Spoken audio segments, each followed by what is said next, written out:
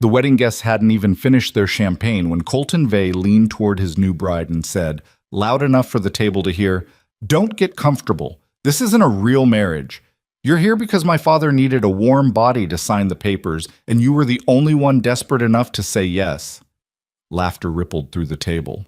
Not all of it, but enough. Alara Whitmore sat with her hands folded in her lap, her face perfectly still, the way a person holds still when they've learned that flinching only makes things worse. She looked at her new husband, this cold, angular man in his expensive suit, and she thought, "You have no idea what you just married." She didn't say it, she just picked up her glass and took a slow sip of water, but she thought it. Amasab. If this story moved something in you, if you've ever walked into a room and felt like people had already decided who you were, hit that like button and drop your city and country in the comments. I want to see how far this story travels. Subscribe so you don't miss what happens next. Because what Alara does with that moment, nobody saw it coming. The morning Alara Whitmore packed her one good bag, the sky over the Whitmore property was the color of old ash, the kind of gray that Montana wore in late October, like a second skin, flat and heavy, and indifferent to whatever human drama was unfolding beneath it. She had done the packing the night before, mostly, but kept finding reasons to open the bag again. A wool sweater she hadn't planned to bring. Her mother's small hand mirror with the cracked corner. A folded piece of paper she'd been carrying for so long the creases had gone soft. Her father stood in the doorway of her room holding a cup of coffee he wasn't drinking. "You don't have to do this," he said. It was the third time he'd said it in 2 days. "You know that's not true," Alara said without looking up. She pressed the sweater down into the corner of the bag. Harold Whitmore was not a man who explained himself easily. He'd run the Whitmore Ranch for 32 years on the logic that you showed people things rather than told them. You showed them the work, showed them the cattle, showed them the land. He had shown Alara all of it since she was 8 years old, walking behind him through frost-stiff grass, learning how to read weather by the way horses held their ears. What he hadn't shown her, what he'd never been able to figure out how to show her, was how to get out from under the weight of a debt that had been growing since her mother got sick. "The Vays are not good people," he said. "I know. Colton especially." "I know, Dad." He was quiet for a moment. She could hear him breathing. "Your mother would have—" "Don't." She said it gently, not sharp, not mean, just firm, the way you close a door that needs to stay closed. "I know what she would have wanted. But she's not here, and we are, and we owe Garrick Vay $60,000 we don't have. So. The whole ugly arithmetic of it lived in that single syllable. The arrangement had been Garrick Vay's idea, or rather, it had been his offer, which was not quite the same thing. Garrick ran the Vay Ranch empire out of a stone and timber main house 20 miles east of Copper Falls, and he had been calling in debts across the valley for the better part of a decade. The Whitmore debt was one of several he could have pressed into foreclosure at any time. Instead, he'd come to Harold 6 weeks ago with a different proposition. His son Colton needed to be married. Not because Colton wanted a wife. Garrick had made it clear the boy had said no to 3 other arrangements before this one. But because the Vay family was in a legal dispute over land inheritance that required Colton to demonstrate settled, responsible standing. A wife satisfied a condition in the original Vay estate documents. Some antiquated language about line of succession and marital status that Garrick's lawyers had been trying to argue around for 2 years without success. So Garrick needed a bride, and he needed one who wouldn't cause complications. Alara was, in his words, relayed through Harold's grim recounting, suitable, which meant she was not from a powerful family who might create rival claims. She was not young enough to be naive, but not old enough to have her own firmly rooted life elsewhere. And she was, he had said, the kind of woman who would understand her role. Harold had nearly thrown him out.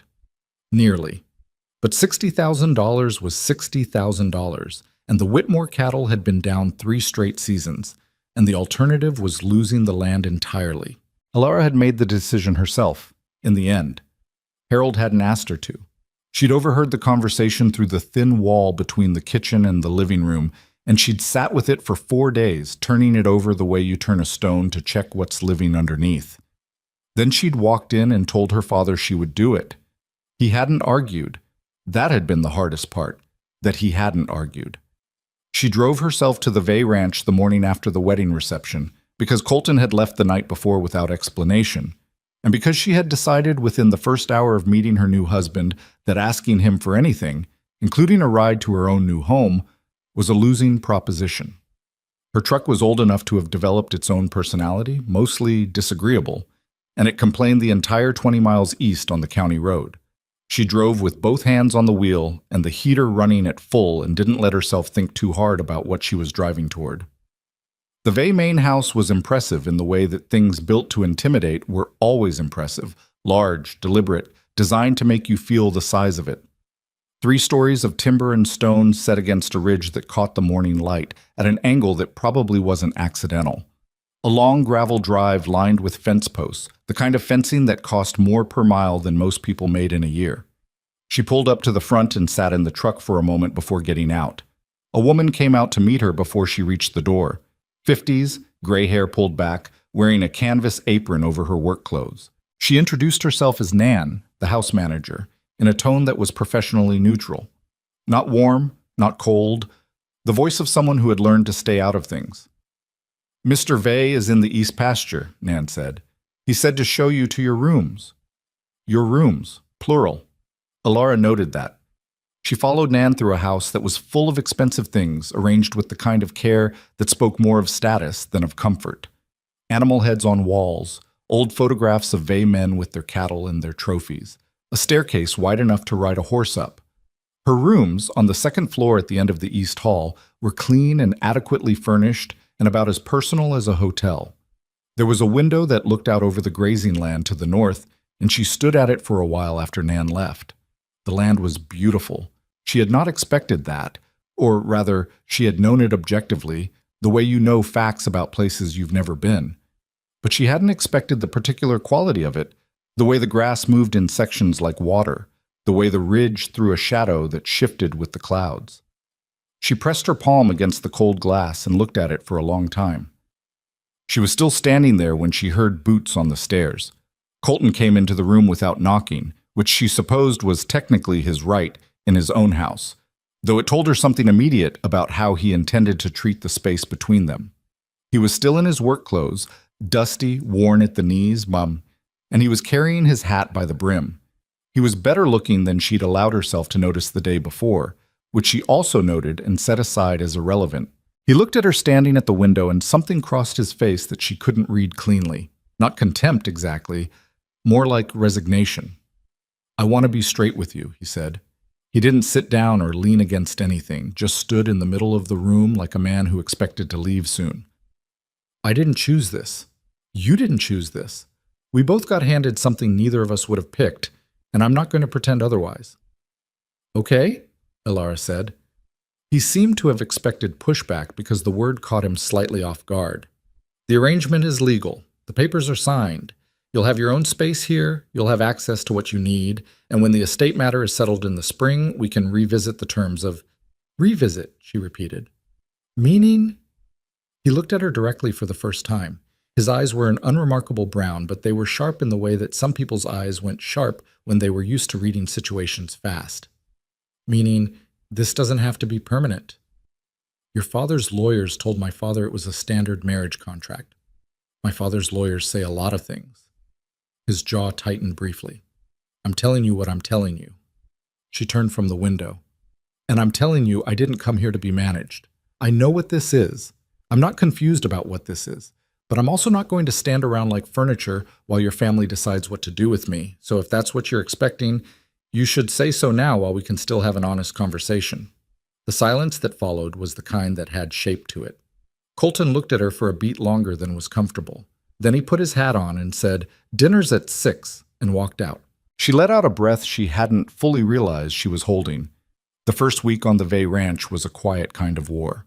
The ranch hands were polite in the way that people were polite when they were waiting to see which way a situation would go. They said good morning and looked past her.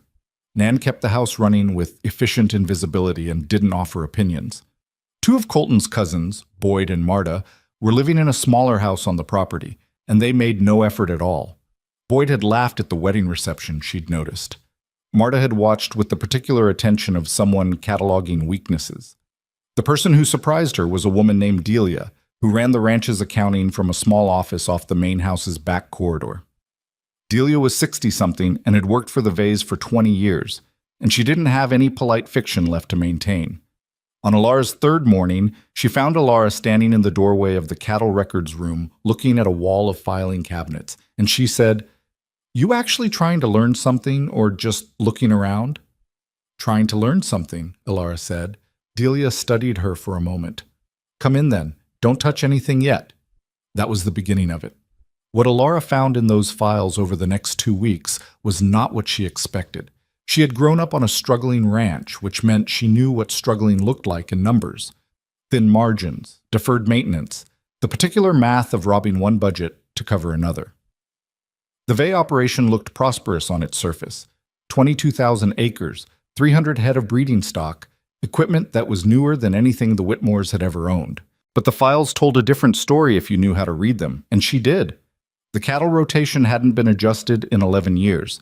The same pastures were being used in the same sequence regardless of what the land was telling anyone. 2 of the eastern water sources were being flagged in quarterly reports as marginal, which in ranching language meant they were quietly failing, and nobody had done anything about them. The breeding records showed a program that had been coasting on inherited stock quality without any new thinking for at least 6 years. And the operating expenses had been climbing at a rate that didn't match the size of the herd or the output. That last part was the one she sat with longest. She asked Delia carefully about the advisory contracts. Delia's expression did something complicated. "There are 3 men Garrick brought on 4 years ago," Delia said. "Land management consultants," he called them. "They each invoice monthly." "For what?" "For advice." Delia's voice was flat and dry as creekbed in August. "And the land management has improved since they came on?" Delia looked at her with the specific patience of a woman who had been waiting a long time for someone to ask that question. Alara did not say anything to Colton about what she was finding. Not yet. She didn't know him well enough to know what he would do with it, and she had learned early in life that information given too soon was information you couldn't take back. Instead, she kept going to the records room in the mornings, kept working through the numbers with Delia, and kept building a picture that she could eventually stand behind. What she didn't expect was that Colton was watching her, not in a suspicious way, or not only that, more like a man who had been told a room was empty and kept noticing the light was on. He started appearing in places she was, the corridor outside Delia's office, the fence line she'd taken to walking in the afternoons, the kitchen at 6 in the morning when she couldn't sleep and needed coffee and a quiet place to think. He didn't always say anything.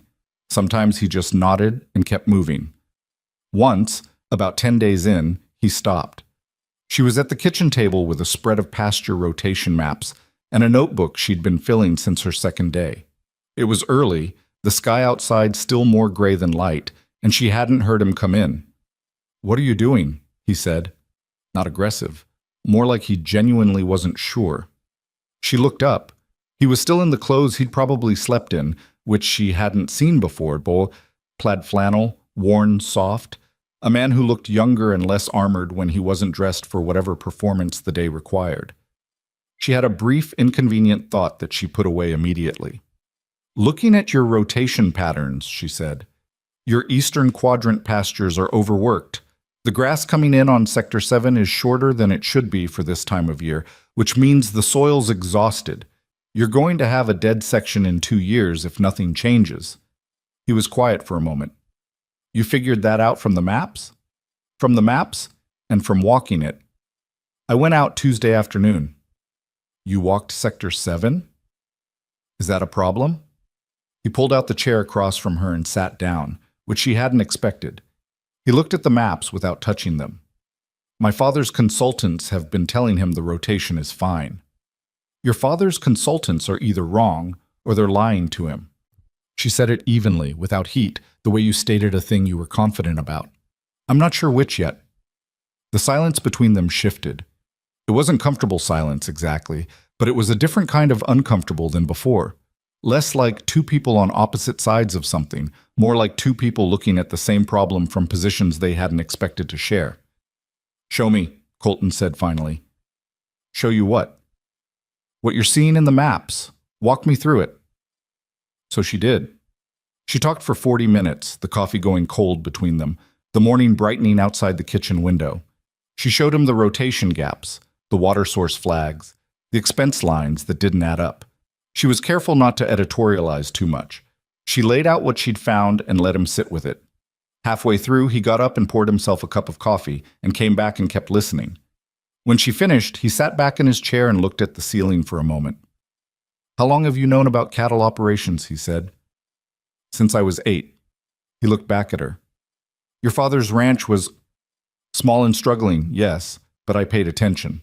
Small and struggling teaches you things that large and comfortable doesn't." She paused. "No offense." The corner of his mouth moved. Not quite a smile, more like the blueprint for one. "None taken." He tapped the edge of the nearest map with 2 fingers. "If you're right about the consultants, I'm right. Then there are people my father trusts who have been costing us money for 4 years. More than money," she said. "Land." He was quiet again. She watched him work through whatever internal calculation he was doing. She could almost see the order of it, the way he was mapping the implications outward from the center. He was not, she thought, a stupid man. He had been a careless one, maybe, or a man who had relied too long on the assumption that the people around him were doing what they said they were doing. But he wasn't stupid. "Don't say anything to my father yet," he said. "I wasn't planning to." "And don't say anything to Boyd." That she hadn't expected. She looked at him. "Just don't," he said, and the way he said it closed the question without opening a new one. She nodded. He pushed back from the table and stood up. He looked at her for a moment, the same assessing look from the window, but different now, some layer of it adjusted. Then he picked up his coffee cup and said, "Sector 7, you said?" "Sector 7. I'll walk it this afternoon." He moved toward the door and stopped with his hand on the frame. "You should probably know the morning ride goes out at 5:30, if you want to come." He said it looking at the door frame rather than at her, which she noticed. "I'll be ready," she said. He left without looking back. Elara sat for a moment in the empty kitchen. Then she picked up her notebook and wrote 2 words at the bottom of the page she'd been working on. "Beginning somewhere." She looked at them for a second, then turned the page and started a new list. Outside, the sky had gone full light, blue and hard and enormous in the way that Montana skies went enormous once the gray burned off, like the whole thing was trying to remind you how small you were. She looked at it through the window and felt something settle in her chest. Not quite peace, not quite hope, but something adjacent to both. The kind of feeling that came not from things getting better, but from finally having enough ground under your feet to take the next step. She had come here as a debt paid. She intended to be considerably more than that before this was done. The morning ride went out at 5:30, and Elara was standing at the barn door at 5:20 with her boots on and her coffee half finished, which was how she had always operated, early enough to see the shape of a thing before other people arrived to change it. Colton was already there. He was saddling a dark bay gelding with the efficient, unselfconscious movements of a man who had done it 10,000 times, and he glanced up when she came in, but didn't say anything. 2 of the ranch hands were there as well, a lean, weathered man named Pruitt, who had been with the Vays for 15 years, and a younger one called Seb, who looked barely old enough to shave. They both acknowledged her with nods that landed somewhere between polite and wary. Nan had told her which horse was available to her, a gray mare named Cress, 14 years old, steady-tempered. She found the stall and started saddling her without asking for help, and she felt Pruitt watching her from the side of his vision to see if she knew what she was doing. She did. She had the cinch tight and the stirrups adjusted before Seb had finished with his own horse, and when she led Cress out of the barn, Pruitt gave her a look that wasn't unfriendly, more like a first small revision of an opinion. They rode east in the pale early light, the grass gray-silver with frost, the horses breathing steam. Colton rode slightly ahead, the way a man did when he was thinking and using motion to help him do it. She didn't try to ride up beside him. She watched the land instead. The way it sloped and rolled where the fence lines ran, where the cattle had worn paths into the grass that told you which directions they naturally moved. You could learn a lot about land from the paths animals made through it, if you paid attention. Sector 7 was 40 minutes out. When they reached it, Colton pulled up and sat looking at the pasture for a long moment without speaking. The grass was shorter there. She hadn't exaggerated it in the maps. You could see the difference clearly against the sections on either side. The way the color went from deep tawny gold to something more bleached and thin. The soil showed through in a few places near the fence line, which shouldn't have been happening in late October. "How long?" Colton said, not to her specifically, but she answered. "At this rate, 2 years before it's a problem you can see from a truck. You've already got a problem you can see from a horse." Pruitt had ridden up alongside them. He was quiet, looking at the pasture. "You see this, Pruitt?" Colton asked. Pruitt was quiet for a beat too long. "I've been seeing it." Colton turned to look at him. "And?" "And I put it in my quarterly notes 2 years running." The older man's voice was even, not defensive, just stating a fact. "Mr. Garrick's consultants reviewed the notes. They said the pasture was within acceptable range." "Within acceptable range," Colton repeated. "That's what the report said." Nobody said anything for a moment. Alara looked at the thinned grass and did not say "I told you so," because she was not interested in being right so much as being useful, and because she understood instinctively that Colton was in the middle of recalibrating something larger than this one pasture. "We'll start rotating it out this week," he said finally. "Move the herd to the north sections. Let Sector 7 rest." "North sections are already carrying near capacity," Pruitt said. "Then we split them, some north, some west." He looked at Alara. "What's your read on the west grass?" She had walked it on Thursday. "It can carry another 40 head if you don't push it past 6 weeks. After that you need to pull back." Pruitt looked at her with something she couldn't quite name yet. Not hostility, not acceptance, something in between. A man reassessing what kind of thing he was dealing with. They rode back with less silence than they'd ridden out with. Not conversation exactly, but the particular kind of quiet that happened when people were thinking about the same problem from different angles. When they got back to the barn, Pruitt unsaddled his horse beside her and said, without preamble, "Where'd you learn rotational grazing?" "My father," she said, "and trial and error. Mostly error." He made a small sound that might have been a laugh. It was the first thing that felt close to normal since she'd arrived. The problem with the consultants, the 3 men Garrick Vey had brought on 4 years earlier, whose names were Dillard, Krause, and a man everyone called simply Marsh, was not that they were obviously dishonest. That would have been simpler.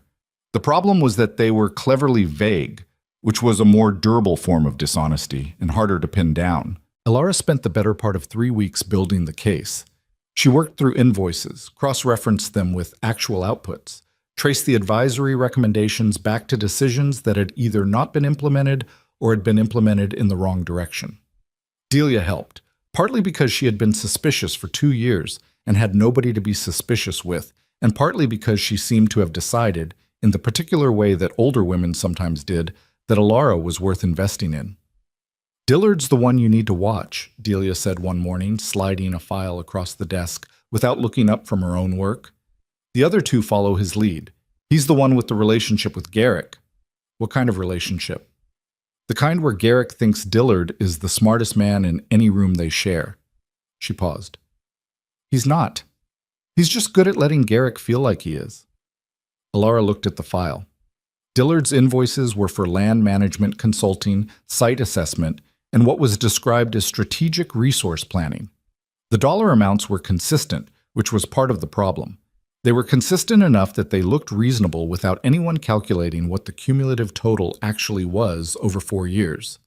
She calculated it. "Do you know what $47,000 buys in actual improvements?" she said. Delia looked up.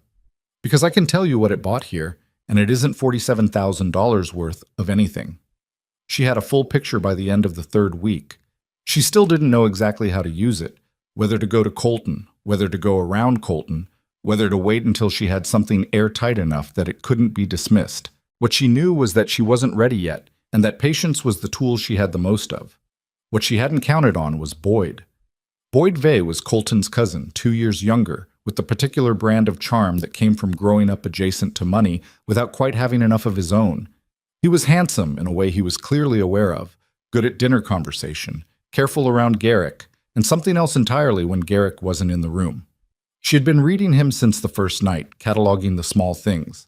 The way he watched her when he thought she wasn't watching back. The way he asked questions that sounded casual but were aimed somewhere specific.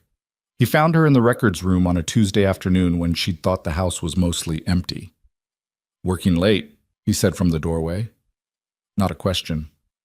"A little." She didn't turn around. "Delia's files?" He said it lightly, but she heard the weight underneath. Looking at water source reports. She straightened and turned, giving him nothing from her face. "Can I help you with something?" He came into the room a few steps, hands in his jacket pockets, wearing the easy smile he kept ready. "Just wondering what you find so interesting in there. Colton mentioned you've been spending a lot of time with the records." Colton mentioned it. She filed that away. "I like understanding how things work," she said. "That's a useful quality." He tilted his head slightly.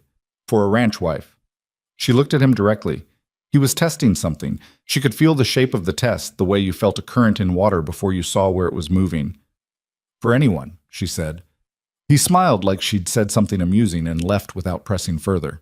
But she stood in the records room for a long time after he was gone, thinking about what he'd wanted and why he'd wanted it. That night at dinner, the Vay household ate together most nights, a habit Garrick enforced without being obvious about enforcing it. She watched Boyd interact with Garrick and with Dillard, who was present for the first time since she'd arrived. She watched the three of them move around each other with the ease of people who had established understandings they didn't need to state, and she ate her food and said very little and listened to everything. Colton across the table caught her eye once. She couldn't tell what he read in her face. She went to him after dinner, found him in the small office off the main hall where he did the operational work that Garrick didn't oversee directly. She knocked on the open door. He looked up from his papers. "Boyd was in the records room today," she said. Something in his expression tightened almost imperceptibly. "What was he looking for?" "He didn't find anything. He was looking to see what I was finding." He put down his pen. "What are you finding?" She made a decision. She'd been making it incrementally for 3 weeks, and she'd reached the point where waiting was costing more than moving. She sat down across from him and laid it out, all of it. The invoices, the rotation decisions, the water source flags that had been dismissed, the expense lines that climbed without explanation. She didn't editorialize. She just put it in front of him fact by fact and let it build its own argument. He listened without interrupting. He looked at the numbers she'd brought, leaned forward with his elbows on the desk and his face doing things she watched carefully. He was not a man who showed things easily. There was some particular Vay training that had taught the men in this family to keep their reactions internal. But she'd been watching him long enough to read past the surface. He was angry, quietly, deeply angry, the kind that had to find somewhere to go. "Boyd knows," she said, "or he suspects. That's why he came to see what I had." "Boyd's involved?" "I don't know the shape of it. I know Dillard's been here 4 years and the arrangements he has with your father are profitable for Dillard. I know Boyd moves around Dillard like they have an understanding. I don't have documentation of what that understanding is." "Yet," Colton said. "Yet." He sat back, looked at the ceiling briefly, the gesture she'd come to recognize as him working through something. "If I go to my father with this, he won't believe it." She said it not cruelly, but directly. "You don't know that. Dillard has spent 4 years making himself indispensable to your father. You walk in with numbers that challenge that, and the first thing Garrick does is ask Dillard if the numbers are right." She paused. "What does Dillard say?" Colton was quiet for a moment. "That the numbers are wrong. So we need something your father can't ask Dillard about." He looked at her across the desk, and it was a different look than she'd gotten from him before. Not the assessment of early days, not the cautious half-trust of the kitchen morning. Something more level, something that acknowledged she was operating in the same territory he was. "What are you thinking?"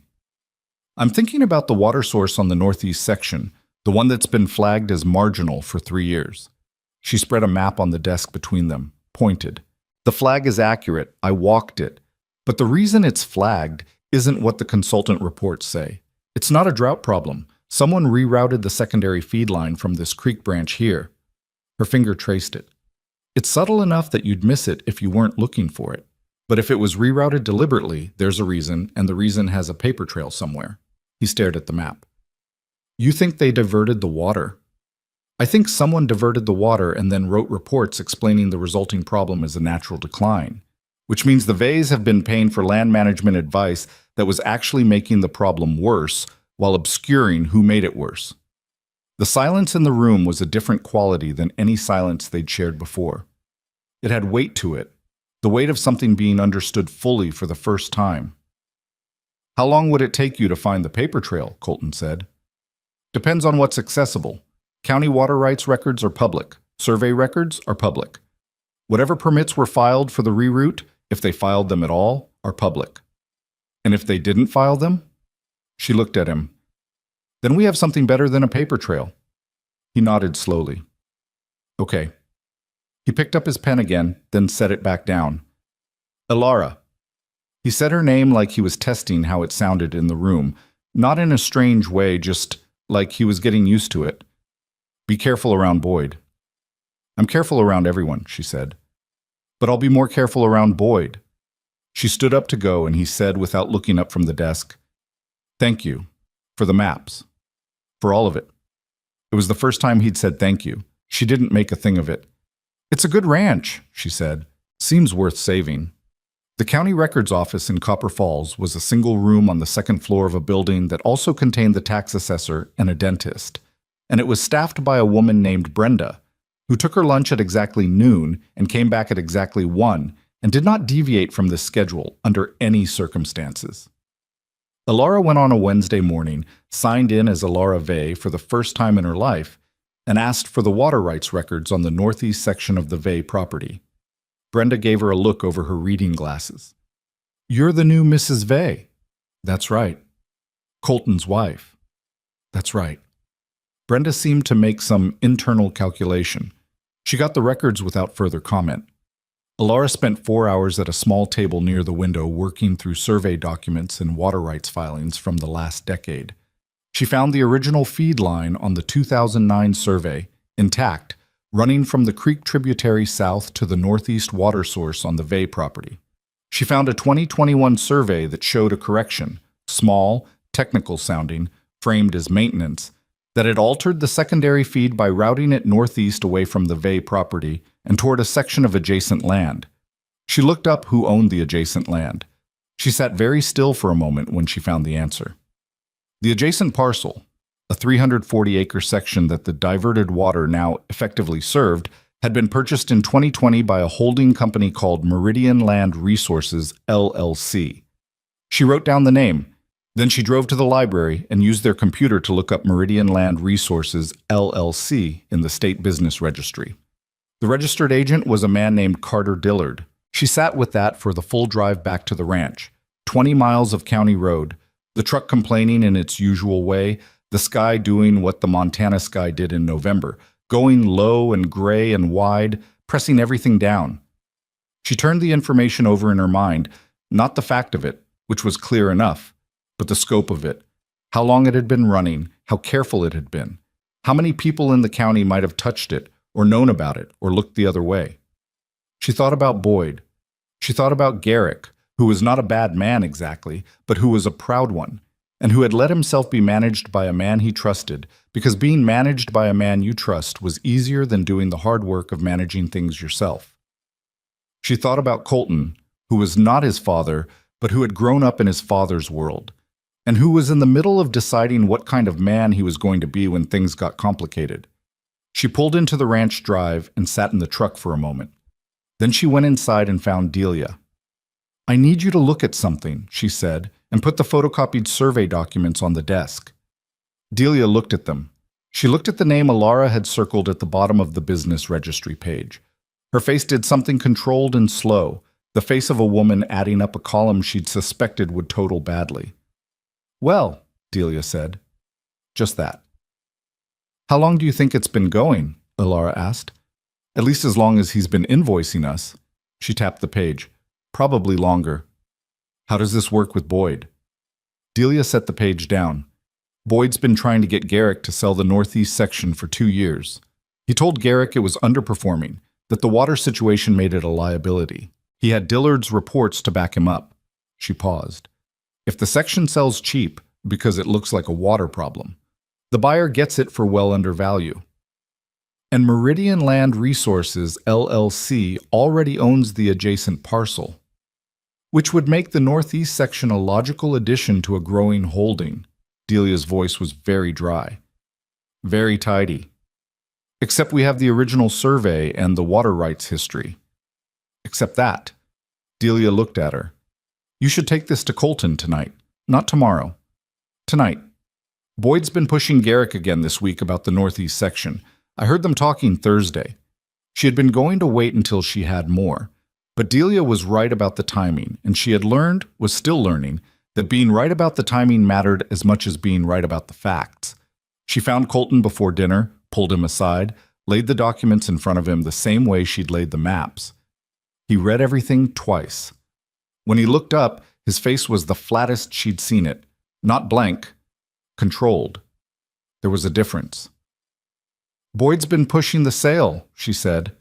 I know he has. His voice was even. I've been telling my father it's a bad idea. Did you know why it was a bad idea? He was quiet for a moment. I knew Boyd had a reason. I didn't know what it was. He tapped the page with Dillard's name. This is what you needed it to be. It's what it is. He looked at her across the documents. Outside the window, the ranch hands were moving between the barn and the bunkhouse, the day winding down, the ordinary motion of ordinary work that went on regardless of what was happening inside the walls of the main house. I need to talk to my father. I know. He's not going to, I know that too. He rubbed the back of his neck, the first visibly unguarded gesture she'd seen from him, the kind of thing you did when you were very tired and had stopped performing composure for a moment. He's going to say I'm trying to undercut him, that I'm using you to manufacture a case against his people because I want to run the operation my way. Is that what he'll believe, or is that what he'll say? Colton looked at her. Something shifted slightly in his expression. With my father, those are sometimes the same thing. She picked up the documents and squared them neatly. Then we make sure the evidence is so clear he can't argue with the documents, even if he argues with us. She looked at him. There's more. The county clerk can pull the permit history on the water reroute. If they didn't file the right permits, and I don't think they did, because filing the right permits would have created a public record that was too visible, then we have a code violation and potentially a water rights theft claim. He stared at her. A theft claim. Water rights in Montana are property. If they rerouted water that legally belongs to this land, they stole it. The silence lasted several seconds. You got your law degree somewhere between the pasture maps and the county clerk, he said. I talked to the county clerk, she said, and she heard the slight edge of dry humor in her own voice, which surprised her a little. Brenda's more forthcoming than she looks when you ask the right questions. Something crossed his face that was, briefly, genuinely, almost a smile. Then it settled back into the weight of what was in front of them. I'll call our land attorney tonight. Good. He was quiet for a beat. Then, Ilara, if my father finds out what we're building before we're ready, he won't find out from me. And Delia? Has been waiting to tell someone for 2 years. She's not going to lose her nerve now. He nodded, picked up the documents, looked at the Meridian Land Resources page once more. Boyd's going to know it was you. Boyd already suspects me. It doesn't change anything. She moved toward the door. It changes things less if we're fast. What happened next happened in the way that things sometimes happened on a ranch. Not dramatically, not all at once, but in the accumulation of small motions that suddenly added up to something large. The land attorney, a woman named Clara Hess, who drove up from Billings and wore good boots and had the particular no-nonsense quality of a lawyer who dealt in real property and had heard every story there was to hear, reviewed the documents over 2 days, and confirmed what Ilara had suspected about the permit situation. The water reroute was not only under-permitted, it was actively in violation of a 2018 county ordinance governing tributary modifications, which meant the Vays had a complaint they could file that would trigger an investigation regardless of what Garrick believed or didn't believe about Dillard's consulting arrangements. You file the complaint, it becomes public record, Clara said. She was sitting at the kitchen table with Alara and Colton, coffee going cold again, which seemed to be the natural temperature of every important conversation in this house. The investigation opens. Your father doesn't have to take your word for anything. The county water board does the work. And Dillard, Colton said, if the investigation finds what I think it'll find, Dillard's looking at a civil liability that makes the consulting fee income look very small. Clara tapped her pen on the table. The land rights complaint is separate from the fraud question, which is a harder case. But the water violation is clean. Colton looked at Alara. She looked back at him. File it, he said. She had not expected him to do it that cleanly. No hedging, no, let me think about it. No, what will my father say?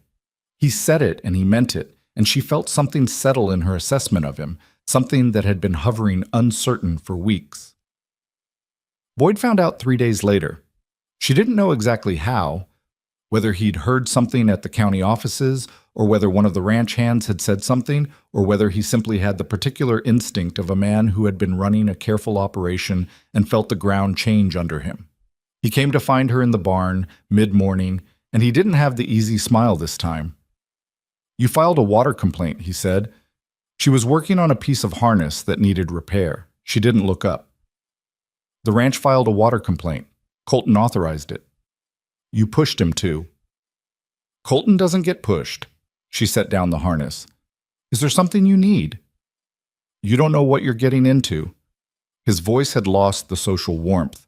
What was underneath was less polished and more real, and she found she preferred it, in the way you preferred knowing the actual shape of a thing.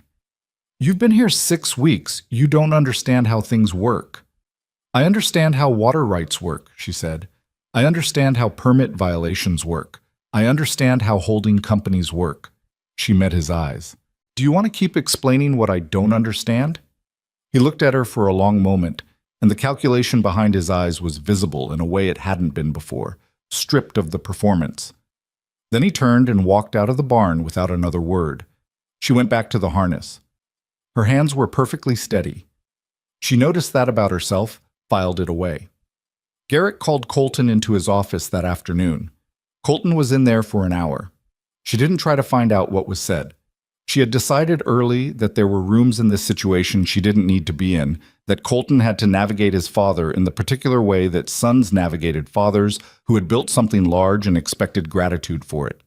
She went to the records room and kept working. Delia worked beside her and didn't ask questions. When Colton came out, he found her there. He stood in the doorway for a moment, looking like a man who had been through something and was deciding how much of it to say. He's angry, Colton said. At who? At me. At you. At the situation. He came in and sat down heavily in the spare chair. He thinks I've been influenced by someone who doesn't understand the relationships involved. Someone meaning me? Yes. She looked at him. Is that what you told him? I told him the water complaint was based on documented evidence and that Clara Hess had reviewed it and confirmed the violation. He paused.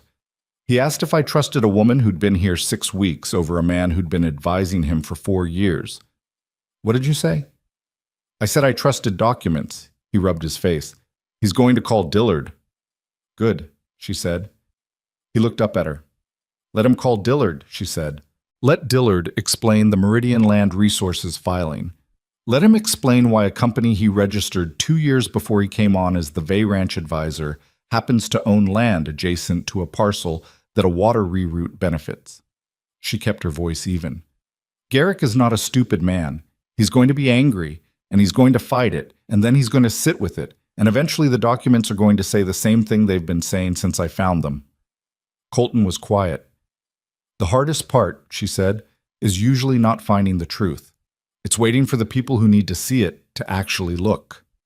He looked at her across the desk with the particular expression she'd stopped trying to fully categorize, something layered and unresolved, like a man who had expected one kind of situation and was standing in the middle of a different one. You've done this before. Done what? Waited people out. She thought about her father's ranch, the long years of marginal seasons, the neighbors who had written the Whitmores off, the slow, patient work of keeping something alive that everyone else had decided was already finished. "I've had practice," she said. Outside, the November wind had picked up, moving through the eaves of the main house with that particular low note. It hit in the afternoons, a sound that was neither comfortable nor threatening, but simply there. The sound of the land reminding everyone inside that the land was the constant, and everything else was temporary. Alara heard it and thought about the northeast water source, and the survey from 2009 that showed it the way it was supposed to be, and the work that was going to be required to restore it. She thought about Sector 7, the exhausted grass, the soil showing through. She had a rotation plan written in her notebook, 3 phases, 18 months to see full recovery. She'd been refining it for 2 weeks. There was a lot of work left. She was beginning to understand, going to be a great deal of work for a long time, and not all of it would go cleanly, and not all of it would be rewarded in any visible way for months at a stretch. The consultants would fight the water complaint. Boyd would maneuver. Garrick would need time he didn't think he needed. The land didn't wait for any of that. She pulled her notebook toward her and opened it to the rotation plan. Delia glanced over. "Sector 7?" Delia asked. "Sector 7, Alara said, and picked up her pen. The County Water Board's investigation opened on a Thursday in late November, and by Friday afternoon the news had spread through Copper Falls the way news spread in small Montana towns. Not through any official channel, but through the particular human current that moved between the feed store and the diner and the 2 gas stations and arrived everywhere more or less simultaneously. Alara heard about it from Pruitt, who heard it from the man who delivered the hay, who had heard it from someone at the county office, who hadn't been asked to keep it quiet. The investigation was public record, which was what she'd counted on. Public record meant Dillard couldn't make it go away with a phone call, and it meant Garrett couldn't pretend it wasn't happening, and it meant the story of the Vay Ranch's water complaint would be told by documents, rather than by anyone's interpretation of anyone else's motives. What she hadn't counted on was how fast Dillard moved. Within a week of the investigation opening, 3 things happened in quick succession. The first was that Dillard retained a lawyer, not a Copper Falls lawyer, but a firm out of Billings that specialized in natural resource disputes, which told her something about how seriously he was taking it and how much money was behind his response. The second was that a story appeared in the Regional Agricultural Newsletter, a small publication that went to ranching families across 5 counties, suggesting that the Vay Ranch was in operational disarray following recent management changes, with anonymous sources describing internal conflict and poor decision-making. She didn't need to look hard to identify where the anonymous sources were coming from. The third thing was that Marta came to find her. Marta Vay was Boyd's older sister and shared his understanding of the ranch as a thing that existed to benefit the people at its center, but she was sharper than Boyd and less inclined to perform friendliness she didn't feel. She had a lean, precise quality about her, and she chose her moments, which meant that when she appeared in the doorway of Alara's room on a Sunday evening, Alara understood immediately that something had shifted enough to warrant it. "Boyd's leaving," Marta said. Just that, standing in the doorway, arms crossed. Alara looked up from the desk where she'd been working. "When?" "End of the week. He says there's nothing keeping him here now." She said it without evident emotion, reporting a fact. "He's angry with Colton." "That's between them." "He's angry with you too." "I assumed." Marta studied her for a moment. She had the Vay eyes, dark and quick and used to measuring things. "You know what I can't figure out about you," she said, and it wasn't quite a question. Alara waited. "Whether you're as certain as you look, or whether you're just good at looking certain." It was a more honest thing to say than Alara had expected from her. She turned it over for a second, deciding how to respond to honesty. "I'm certain about the documents," she said. "Everything else I'm figuring out as I go." Something in Marta's expression shifted. Not warmth exactly, but a slight release of whatever she'd been holding in reserve. "Boyd made a mistake getting involved with Dillard," she said. "He made a worse mistake thinking Garrick would sell the northeast section without Colton agreeing." "Did you tell him that?" "Several times." She looked at the window briefly.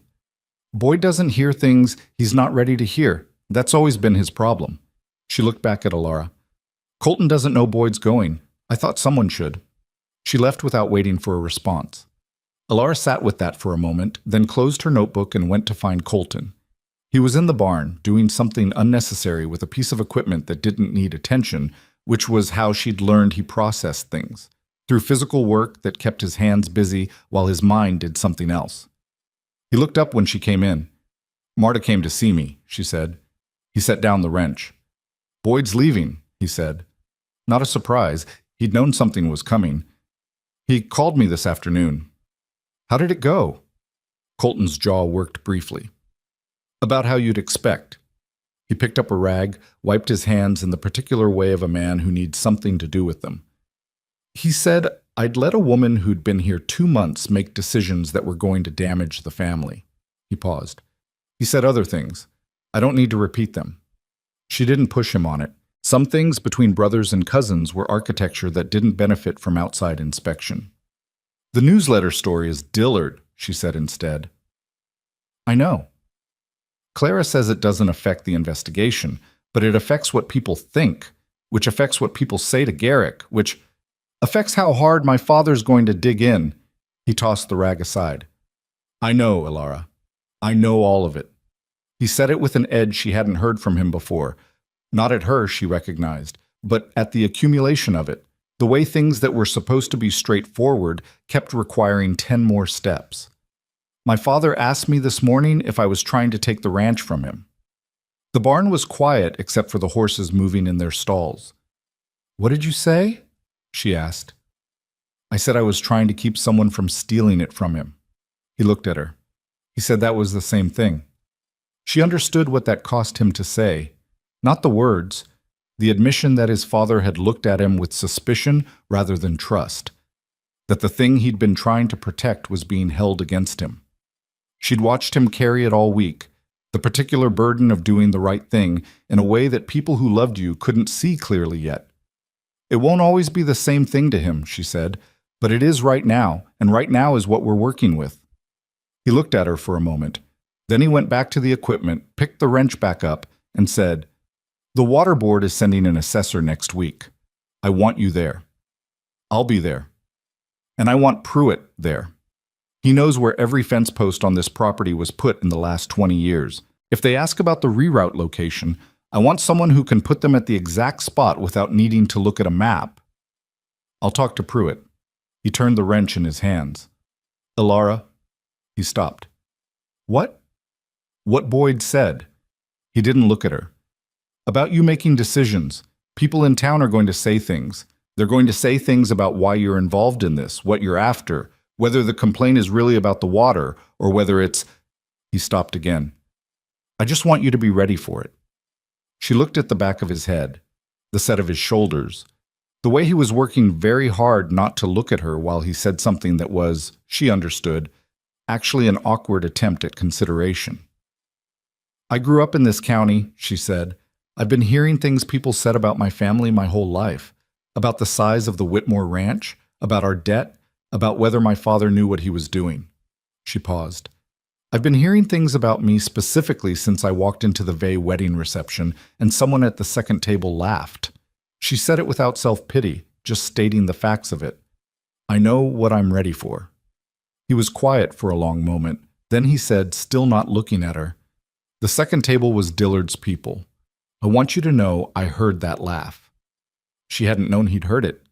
She didn't say anything because there wasn't anything useful to say, and because some things landed better when you didn't cover them with words. She left him in the barn and walked back through the cold dark to the main house. And she stood on the porch for a moment looking at the sky, which had gone hard and clear the way it went in December in Montana. Every star too bright and too sharp, the kind of sky that made you feel very small and also, strangely, very present. She thought about Boyd leaving. She thought about Garrick in his office, calling Dillard, trying to reassemble a picture that made sense. She thought about her father in the Whitmore house 20 miles west, sleeping or not sleeping, carrying his own version of all this. Then she went inside and wrote 3 more pages of rotation notes before she turned the light off. The water board assessor came on a Tuesday, a compact, methodical man named Ed Garber, who wore the same expression of professional neutrality regardless of what he was looking at. Ilara walked him out to the northeast section with Colton and Pruitt, and she let Pruitt do most of the talking because Pruitt had the kind of quiet authority that came from knowing exactly where he was standing at every moment. He showed Ed Garber the original intake point, the place where the secondary feed had been altered, the drainage pattern that didn't match the 2009 survey. He did it without drama, pointing at things and saying what they were. Ed Garber took notes and said very little. At one point he crouched down near the modified channel and looked at it for a long time without speaking, and Alara watched him look at it and knew from the quality of his attention that he was seeing what she'd seen. On the drive back, Colton said, "How long does the assessment take?" 4 to 6 weeks for the preliminary report, she said. And then? And then Dillard's lawyers respond, and we respond, and the board makes a finding. She looked at him.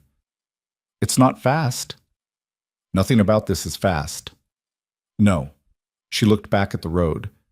But fast isn't what we need. We need right. December came in hard, the way Montana Decembers did, not dramatically, but with a flat, relentless cold that settled over the valley and made every physical task take twice the effort and every problem feel slightly more intractable. The Vay Ranch continued its ordinary operations, feeding, fencing, the constant small maintenance that a working ranch required regardless of what was happening in anyone's legal files. Alara worked alongside the hands more than she stayed inside, partly because the work needed doing and partly because she had understood from early on that being useful to the people who worked the land was worth more than any amount of winning arguments inside the main house. Pruitt had come around. She wasn't sure exactly when it had happened. There was no single moment she could point to, no gesture or conversation that had done it. It was more like the accumulation of mornings, the early rides, the fact that she was always there and always knew what she was talking about, and never expected anyone to do anything she wouldn't do herself. One day she noticed that Pruitt talked to her the way he talked to Colton, directly, without the layer of professional courtesy that was actually a form of distance, and she understood it had shifted. Seb, the younger hand, had come around even sooner. He was 23 and had grown up on a small ranch in eastern Montana and had the particular quality of young people who hadn't yet decided which adults were worth paying attention to, which made him easier rather than harder in some ways. He'd started asking her questions within the first 2 weeks. Small practical questions about cattle management and pasture reading, and she'd answered them without making him feel young for asking, and that had been enough. The small ranchers in the surrounding valley were a different calculation. There were 11 family operations within 20 miles of the Vay Ranch, most of them carrying the kind of debt and pressure that the Whitmores knew well, most of them existing in the long economic shadow cast by larger operations like the Vays. Alara had grown up knowing some of these families, the Abbotts, the Crane family, the Lundquist brothers who ran a sheep operation east of Copper Falls. They had known her as Harold Whitmore's daughter, which was a particular kind of known, respected for the work, quietly sympathetic about the circumstances, careful about the power differential that meant they couldn't afford to align too visibly with anything that might go wrong. She went to them one at a time, not to ask for anything. She was careful about that, careful that nothing she said could be read as soliciting support. She wasn't ready to name or making promises she couldn't back up. She went with information. She went to Tom Abbott, who ran 600 acres of cattle land north of town, and she walked his south fence line with him and talked about what she'd found in the Vay water rights records and what Ed Garber had seen when he walked the northeast section. She went to the Lundquist brothers, both of them in their 60s, and deeply skeptical of anything that had the Vay name on it, and she sat in their kitchen and drank their bad coffee and told them about the rotation plan she was implementing on the Vay land and why it would matter for the shared watershed if the northeast water source was restored. She wasn't building something yet.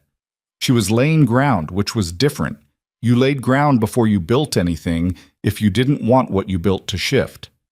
It was Tom Abbott who told her about Dillard's other properties. He told her carefully, the way a man told you something he wasn't sure was his to tell, looking at his coffee cup rather than at her. "There's a parcel south of the Crane place," he said. "Changed hands about 3 years ago. I always thought it was odd how it happened. The Crane boy didn't want to sell, and then suddenly the water on that section started behaving funny, and 6 months later he sold." Alara looked at him. "I'm not saying anything," Tom said. "I'm just telling you what I noticed." "Who bought it?" He looked up. "Some company. I'd have to find the paperwork." She got the name 2 days later. A different LLC than Meridian, but registered through the same agent. Carter Dillard's fingerprints on another piece of land that had experienced water problems and then changed ownership below market value. She brought it to Clara Hess during their weekly call. "That's a pattern," Clara said, with the focused interest of a lawyer who had stopped being surprised by human behavior, but still found it professionally engaging when things lined up. A pattern is different from an incident. A pattern is a practice. Yea, can we include it in the complaint? If the Crane family is willing to provide documentation, we can file an amended complaint that establishes the pattern, that changes the character of the investigation from a single violation to a systematic practice. Clara paused. It also makes Dillard's exposure significantly larger. The Crane boy might talk to me. Get me something in writing if you can, even an informal statement.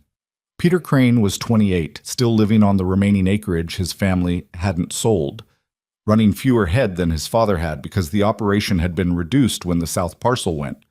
He met her at the fence line between his land and the Vey property on a gray Wednesday afternoon, hands in his pockets, jaw set in the way of a young man who had been angry for a while and had gotten used to carrying it. She told him what she'd found. She showed him the meridian filing and the agent registration. She watched his face do the thing that faces did when a pattern they'd suspected but couldn't name suddenly had a name. "I knew something was wrong," he said. "I told my father. He said you couldn't prove something was wrong just because something felt wrong." "Now we can prove it," she said, "if you're willing." He looked at the fence line for a moment, then, "What do you need?" "Whatever you have on the water problem. Survey records, any correspondence with county offices, anything your family filed when the issue started." "I've got all of it," he said, with the flatness of someone who had kept files on something they'd stopped expecting to matter. "Kept it because I didn't know what else to do with it." "Bring it to Clara Hess in Copper Falls. She'll know what to do with it." He nodded. Then he looked at her sideways. "You're Whitmore's daughter." "I am. I went to school with your brother." "Kevin." She said his name with the small automatic warmth that names of family members carried. Kevin was 2 years younger and working a ranch in Wyoming now, had been for 4 years. "He was a good guy," Peter Crane said. And then, after a pause, "You don't seem like what they're saying about you in town." She looked at him. "What are they saying?" He had the decency to look slightly uncomfortable. "That you came into the Vey Ranch looking for a score. That the water complaint is you positioning to take over Garrick's operation while he's—" He stopped. "I don't believe it. I just wanted you to know it's out there." "I know it's out there," she said. "I also know who's putting it out there." She drove back to the ranch with the windows down despite the cold, which was something she did when she needed to clear her head. The cold air doing something necessary, keeping her focused and sharp and out of the circular thinking that happened in warm, enclosed spaces. She thought about the newsletter story and Boyd's departure and the things people were saying in town, and she thought about how all of it was aimed at the same place, at making her question whether this was worth the cost. It was always aimed at that. That was how these things worked. She turned onto the ranch drive and almost didn't see the truck parked beside the main house until she was nearly past it. A silver truck she didn't recognize, with a Billings plate. She pulled up beside it and went inside, and she found Garrick in the front sitting room with a man in a suit who was not Dillard, but who had the specific bearing of someone who worked for Dillard, or for the firm that worked for Dillard, which was the same thing at one remove. Garrick looked at her when she came in. His expression was complicated. Embarrassed was part of it, which she hadn't seen on him before, and something more defensive than usual, which told her the conversation had not been going the way the man in the suit had planned. "Alara," Garrick said, with the stiff formality he used when he was uncertain. "This is Mr. Feld from Dillard's legal team. He came to discuss the complaint." Mr. Feld stood up and extended his hand with professional smoothness. "Mrs. Vey, I was hoping I might speak with you directly." She shook his hand. "All right. We believe there may be some misunderstanding at the root of this complaint. The water reroute in question was a maintenance measure authorized under—" "It wasn't permitted," she said. "The County Water Board's assessor has seen the site and reviewed the 2009 survey. Whatever it was authorized under, it wasn't permitted under the county ordinance that was in effect at the time."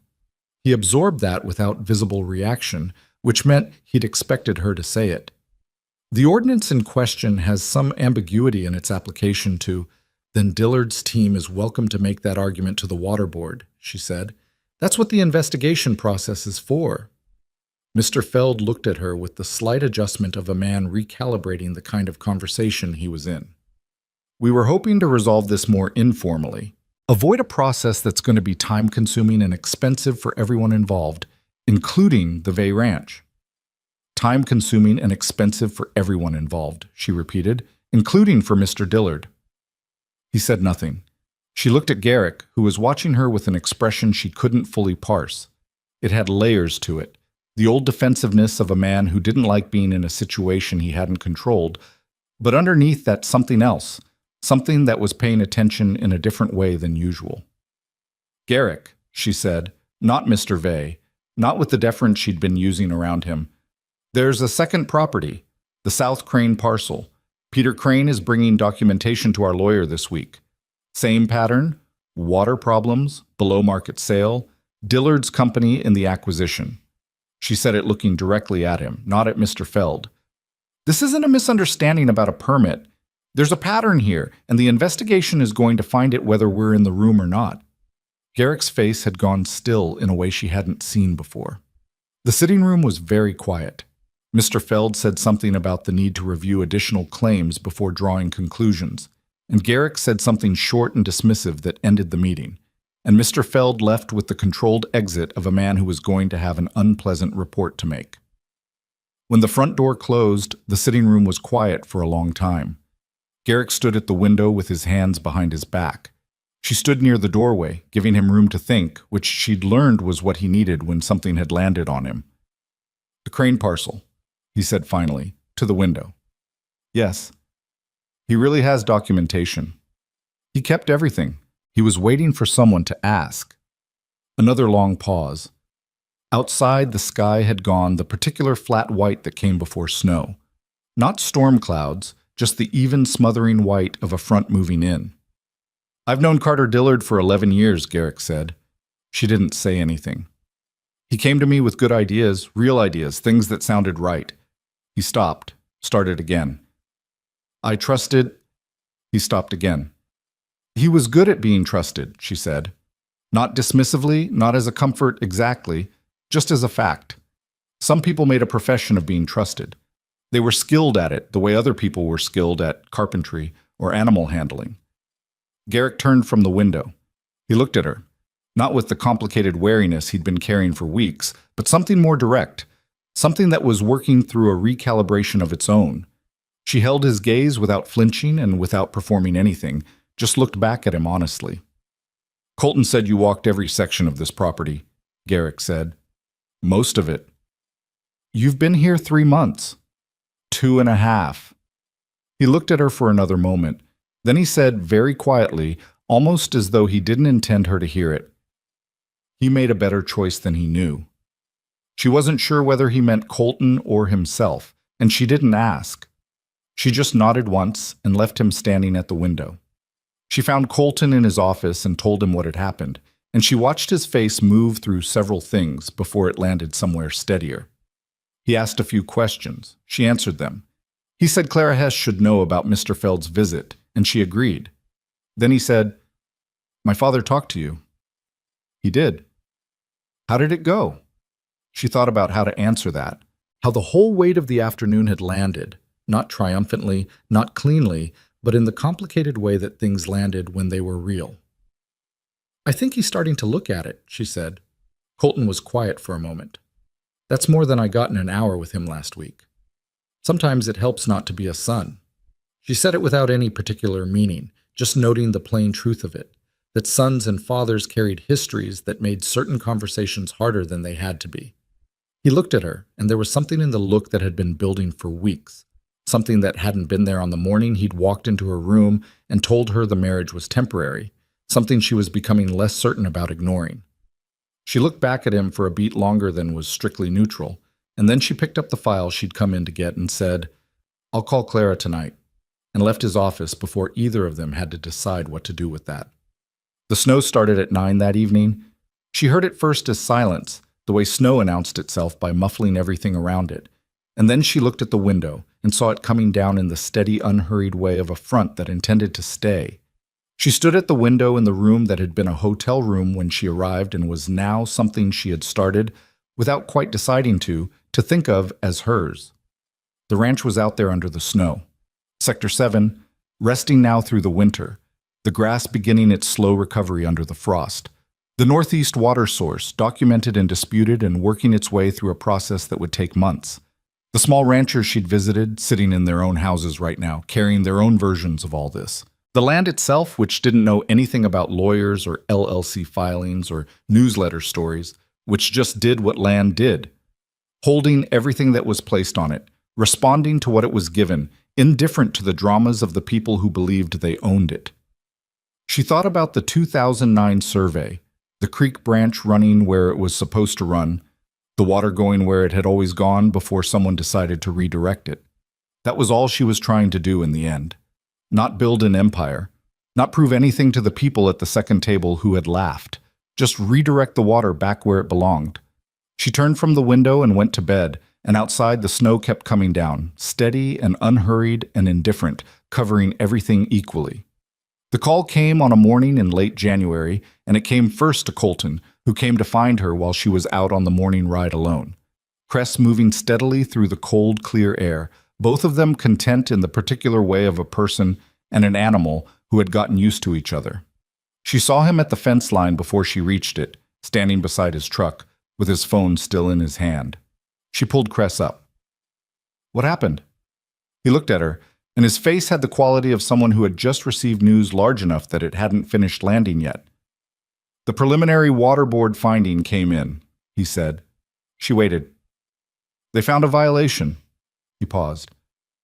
"And they referred the case to the state attorney general's office." She sat on Cress in the cold morning air and looked at him. The attorney general's office was not where you ended up over a permit misunderstanding. The Attorney General's office was where you ended up when the pattern was clear enough that the state decided it needed to weigh in. "Dillard?" she said. "He has 48 hours to respond to the board."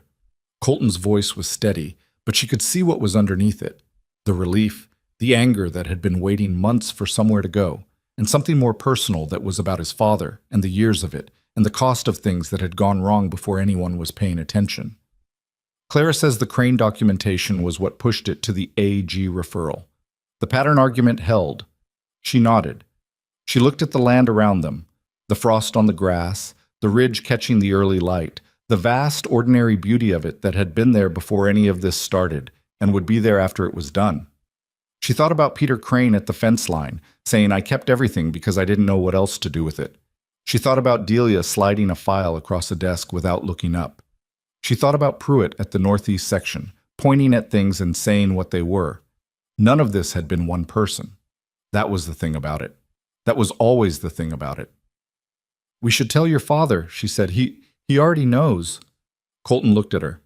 "He called Clara himself this morning, before he called me." That was the real news, she understood. Not the Attorney General's referral, not the finding, but Garrick Vey picking up the phone and calling the lawyer himself. "All right," she said. "Yeah." He looked at the land for a moment, then back at her. "Come on, it's cold." She turned Cress toward the barn, and Colton drove alongside at walking speed, which was not something he'd done before, and she noticed it and didn't say anything about it, and they went back to the ranch together through the cold January morning. The Attorney General's referral changed the temperature of everything. It didn't change things immediately. Nothing in legal processes changed immediately, and Alara had learned by now to think in months rather than weeks when it came to anything involving filings and findings and the particular bureaucratic pace of state-level investigations. But it changed the way people stood when they talked about it, the way a room shifted when the subject came up, the way Garrick Vey moved through his own house in the weeks following that January morning. He was quieter, not diminished exactly. Garrick was not a man who diminished easily, but more internal, more given to standing at windows and sitting alone in the study in the early evening hours that he'd previously spent on the phone with associates and advisors. She gave him room. She had learned his rhythms well enough by now to understand when proximity helped and when it didn't, and this was a time when it didn't. The thing he was working through was about more than Dillard. It was about 11 years of trust that had been used against him, and that was a particular kind of wound that needed time and privacy to get to the bottom of. Colton handled his father the way he handled most things that mattered to him, carefully, without appearing to. He didn't press for conversations Garrick wasn't ready to have. He kept the daily operations moving, showed up for the work the same way he always had, gave his father the dignity of processing things without being watched. She respected that about him. She'd been respecting more things about him in recent weeks than she'd expected to when she'd arrived. Clara Hess drove up from Billings in early February with 2 associates and a briefcase of documents, and they spent 2 days at the kitchen table working through the full scope of what the AG's referral meant for the civil complaint and what it potentially meant for criminal exposure. Dillard had responded to the water board through his lawyers with a technical argument about the ordinance's application. The ambiguity argument Mr. Feld had started to float when he'd come to the house, but the Crane documentation had complicated that argument severely, because a single ambiguous permit was one thing and a pattern of water manipulation followed by below-market land acquisition was another thing in a different category entirely. His best play right now is to settle the water violation quickly and quietly and hope the AG doesn't find enough on the other properties to build a broader case, Clara said on the second afternoon. She was eating a sandwich without looking at it, her attention on the documents in front of her. He might offer to restore the water reroute voluntarily. His lawyers will frame it as a good faith correction. Can he do that? Colton asked. Just fix it and make the violation go away? The violation doesn't go away. But voluntary remediation affects the penalty calculations and gives his team a narrative for the AG that this was an honest mistake, quickly corrected. She looked up. Which is exactly why we want to be on record now with everything we have on the Crane parcel and anything else that fits the pattern. There may be more, Alara said. Clara looked at her. Tom Abbott told me about the South Crane parcel. Peter Crane gave us documentation. But Abbott was careful about how he said it. There was something in how he talked about other properties, other families. He was telling me to look without telling me to look. She paused. I haven't gone back to him. I think I should. Do it soon, Clara said, before Dillard's team starts reaching out to potential witnesses. Tom Abbott was not a man who moved fast on anything, and he was particularly careful about moving fast on anything that involved powerful people and legal processes.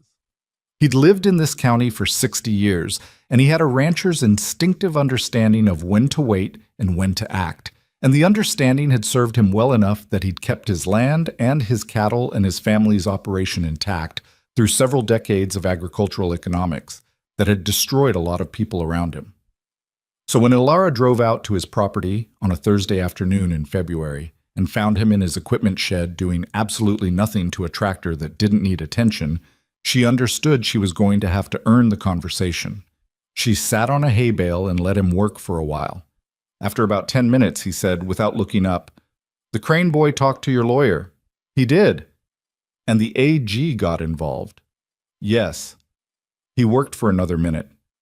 "You looking for more?" It wasn't a question, but she answered it anyway. "I'm trying to understand the full shape of it." He set down his tool, looked at her with the level consideration of a man who had made a decision before she arrived and was now confirming it was still the right one. The Hendersons sold their North 40 in 2021. The Kowalski family lost their grazing rights on the Eastern Ridge section about the same time. There was some kind of dispute about the water table affecting their lease agreement. And the Pittman family, over near Grey Rock, they had a water problem that showed up out of nowhere in 2020, stayed long enough to tank their property assessment, and disappeared about 8 months after they sold the back parcel to a company I couldn't find much about. Alara was very still. "I looked it up after you came to see me," Tom said. "The company name was different each time, but I'm not a lawyer. I don't know how to tell if they're connected." She drove to the library that afternoon and spent 2 hours at the public computers cross-referencing business registries and county property records. Different LLC names, different registered addresses. But the registered agent on 2 of them was the same name she'd seen on the Meridian filing. Not Dillard himself this time, but a paralegal from Dillard's firm who appeared as the agent on enough separate filings to be a thread connecting them. She photographed everything with her phone and called Clara from the parking lot. Clara was quiet on the other end for a moment. How many properties total? 6 that I can document, possibly more. This isn't a consulting side operation, Clara said. This is a land acquisition scheme. He's been using the consulting access to identify vulnerable water sources, manipulating them, waiting for property values to drop, and acquiring through shell companies. Through people who trusted him. Yes, Clara paused. I need everything you have, tonight if possible. She drove back to the ranch and spent the evening organizing the photographs and her notes into a coherent package for Clara. Colton came in around 9 and found her at the kitchen table with her laptop and 3 weeks' worth of accumulated documents. He looked at what she was doing. More? 6 properties, maybe more. She explained what Tom Abbott had told her and what she'd found in the registry. He sat down across from her and was quiet for a long time, looking at the documents. His face had the flat, controlled quality she associated with him, working through something that made him genuinely angry, the kind of anger that had too many layers to show cleanly on the surface. He was at our house for dinner, Colton said. Dillard. He sat at that table and ate with my father and gave advice about this land while he was doing this. Yes. For years. Yes. He put his hands flat on the table, looked at them. I want to call my father in here. Not tonight, she said. He looked up. Tonight we finish the package for Clara. Tomorrow morning, when your father has his coffee and he's had sleep, you bring him in and we show him what we have. Not tonight when it's late and he's already done a hard day and it's going to hit him the way things hit people harder when they're tired. Colton held her gaze for a moment. Then he nodded. Tomorrow morning. Tomorrow morning. They worked until 11. Organized until it was clean and linear and unarguable, and she sent it to Clara and closed her laptop. Colton was still at the table, a cold cup of coffee in front of him, not looking at anything specific. You should sleep, she said. I know. He didn't move. He looked at her instead with the look she'd been having more trouble categorizing in recent weeks, not because it was ambiguous, but because it had gotten clearer, and clarity had its own complications. I keep thinking about what my father's going to look like when he sees this. He's going to look like a man who found out he was betrayed, she said. And then he's going to look like a man who's deciding what to do about it. He'll get to the second part. You have a lot of faith in people's ability to get to the second part. She considered that. I have faith in certain people. I've been watching your father for 4 months. He's not easy and he's not fast, but he's not someone who stays in a bad place once he can see his way out of it. She paused. He called Clara himself the morning the finding came in. That was the second part starting. Colton looked at her. The kitchen was quiet around them, the house settled into its nighttime sounds, the distant low note of wind outside. Elara. He said her name the way he'd started saying it in recent weeks, not as a way to get her attention, but as a way to start a sentence he hadn't decided how to finish yet. She waited. I said something to you the night of the wedding, at the table. He looked at his coffee cup. I said it loud enough for people to hear. Dillard's people. She was quiet. I've been trying to find the right moment to... He stopped. Tried again. It was a cruel thing to say. It was the kind of thing I said because I was angry at my father and you were there, and I wanted to hurt whatever was in front of me. He looked up. That's not an excuse. I'm not offering it as one. She looked at him across the table. The man who had said that at the wedding reception was a different arrangement of the same person. She understood that now, understood the architecture of it, the specific way that Colton Vey had been built to be defensive and cold by circumstances she was only beginning to understand fully. That didn't make the words not matter, but it made them something she could hold differently than she'd been holding them. I know, she said. I'm sorry. She nodded. Once, directly. Okay. He looked at her like he'd expected something more anger maybe, or more forgiveness, or more of something he could respond to clearly. That's it? What else do you want me to say? I don't know. He rubbed the back of his neck. Something. You said it. I heard it. I believe you. She looked at him steadily. That's how apologies work, Colton. You don't also get to decide what they cost me. He was quiet for a moment. Then something in his face shifted. Not quite a smile, closer to the recognition of being seen accurately by someone who wasn't being unkind about it. "You're honest," he said, like he was still slightly surprised by it. "You married me," she said simply. "You should get used to it." She got up, rinsed her coffee cup, and went to bed. And she lay awake for a while in the room that was fully hers now, not in a troubled way, but in the way she lay awake when she was thinking clearly about something and wanted to give it the space it deserved.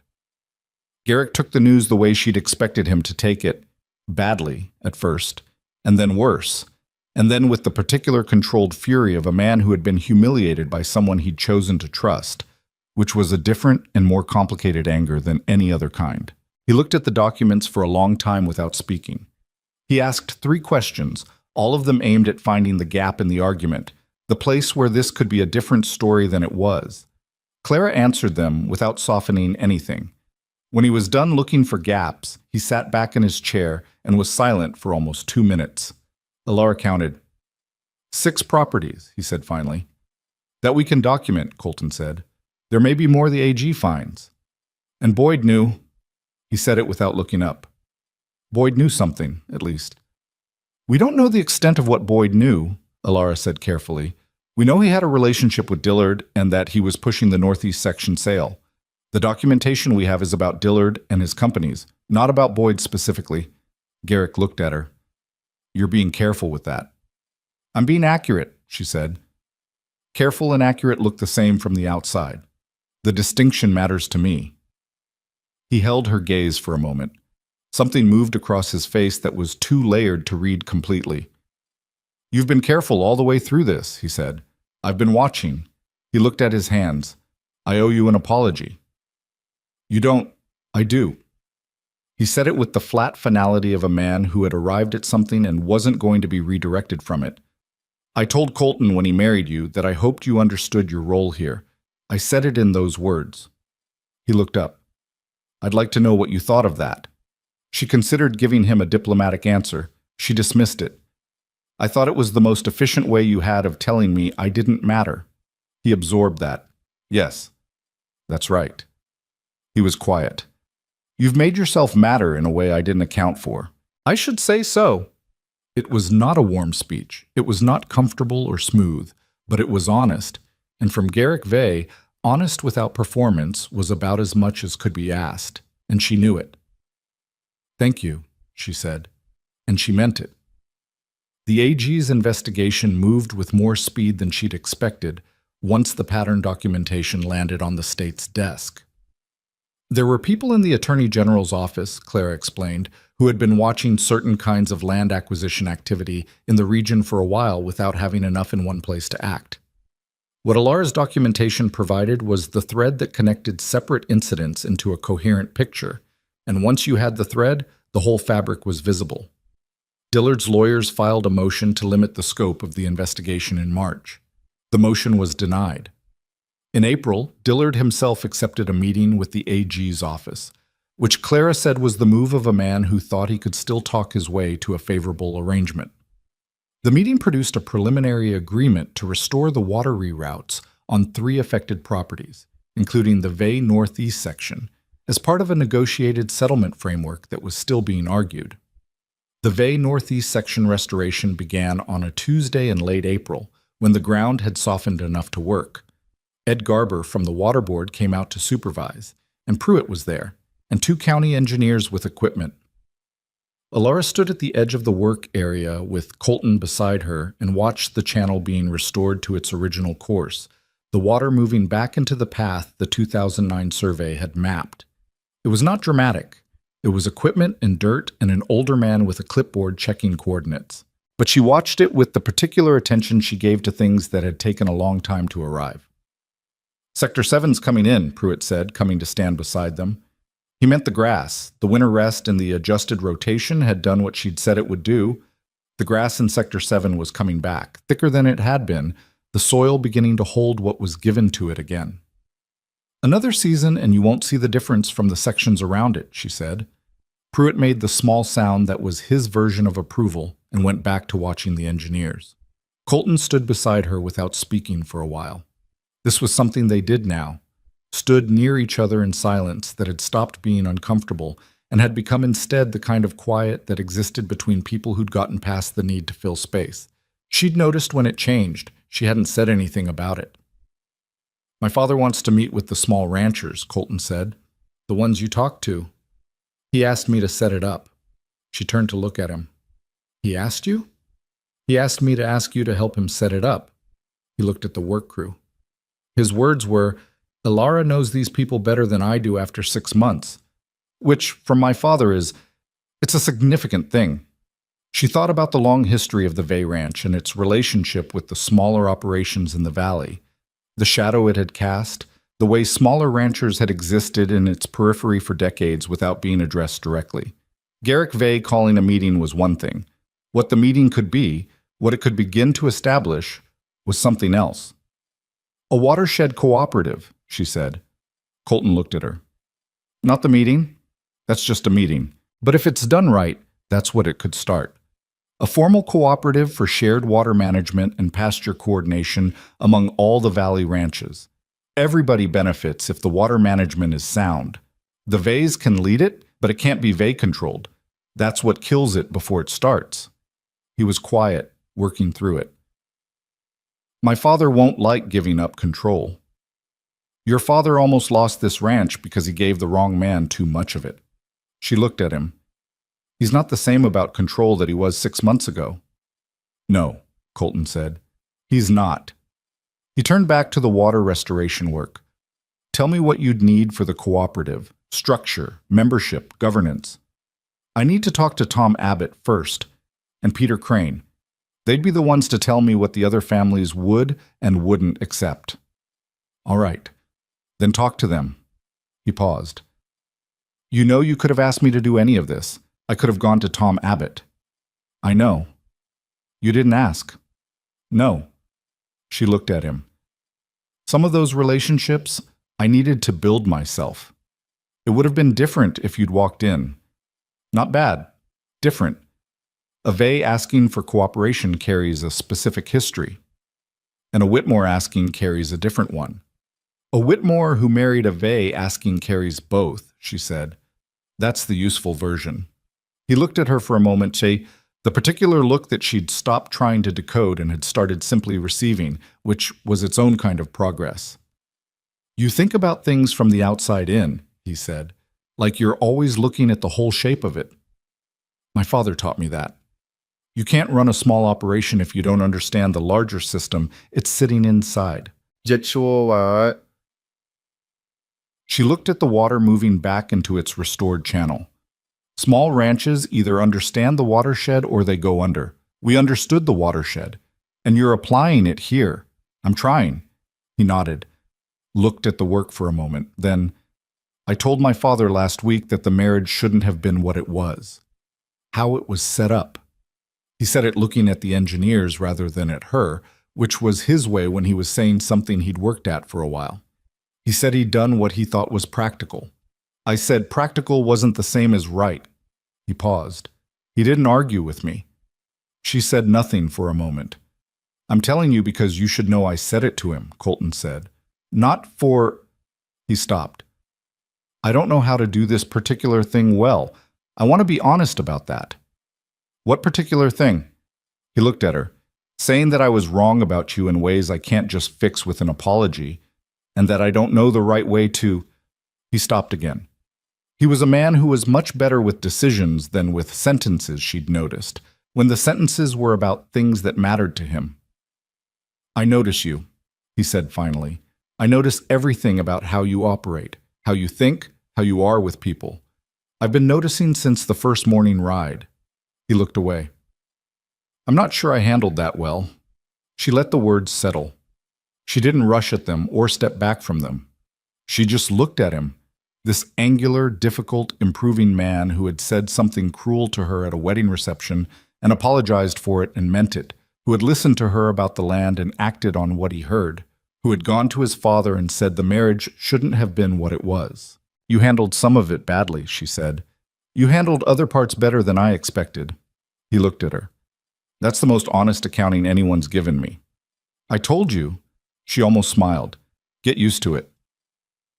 The meeting with the Valley Ranchers happened on a Friday evening in late May, in the large dining room of the Vay main house that Garrick had never before, to anyone's knowledge, opened to a group of neighboring operations.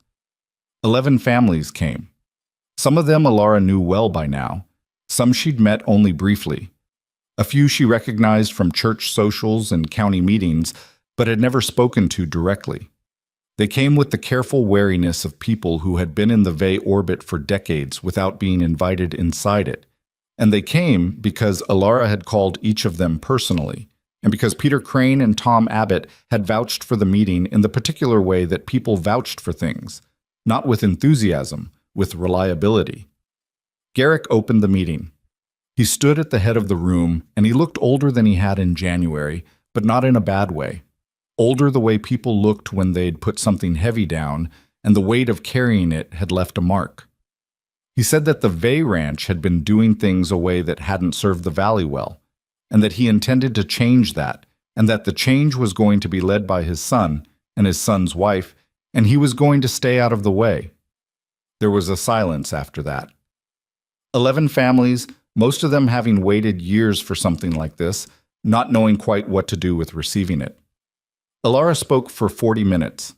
She laid out the watershed cooperative, what it would be, how it would be governed, what it would require from everyone, and what everyone would gain. She talked about the water restoration work and what it meant for the shared aquifer. She talked about the rotation coordination and how it would work across property lines. She was careful about the governance. Independent board, rotating chair, decisions by vote, Vay Ranch 1 vote among 11, the same as everyone else. Tom Abbott asked the question she'd expected him to ask. What happens when the Vays don't like how the vote goes? She looked at him. The same thing that happens when you don't like how the vote goes. You work within the structure or you make the case for changing it. She paused. If the Vay operation tries to use its size to override the cooperative has the right to dissolve the agreement, and we all go back to operating alone. That protection is written into the charter. He looked at her for a long moment. Then he nodded. One slow nod that meant something. By the end of the evening, 9 of the 11 families had agreed in principle. The other 2 asked for time, which was reasonable, and Alara gave them the charter document to take home and said she'd be available to anyone who had questions. Peter Crane shook her hand on the way out and held it for a moment longer than a handshake required. My father would have liked this, he said. She thought about a young man keeping files for 3 years because he didn't know what else to do with them. I think so too, she said. After everyone was gone and the dining room was being cleared, Garrick stood beside her in the hallway and said, You wrote the charter. Clara reviewed it, but yes. He was quiet. Where did you learn to write something like that? I looked at 3 existing cooperative charters and kept what worked and took out what was designed to serve the larger party at the expense of the smaller ones. She looked at him. There are a lot of charters written that way. He made a sound that was almost rueful. I believe that. Colton was in the doorway, leaning against the frame, watching them talk. He had the look of a man watching something he doubted would happen actually happening, and finding that it felt different than he'd expected. Not triumphant, not vindicated, just real. The particular feeling of real things. She caught his eye and looked back at Garrick. There's something else I want to propose. Not tonight. When you have time. She paused. I want to bring my father out to see the Sector 7 grass. I want Harold Whitmore on this property, not as the man who owed you money, but as a rancher whose daughter lives here. That matters to me. Garrick looked at her for a moment. Something in his face was doing something she recognized now. The slow recalibration that happened when he'd been wrong about something for long enough that correcting it took effort. Set it up, he said. I'll be there. She nodded. She moved toward the stairs and Colton fell into step beside her, and they walked up together the way people walked upstairs when they'd stopped pretending they were going in separate directions. 9 out of 11, he said quietly.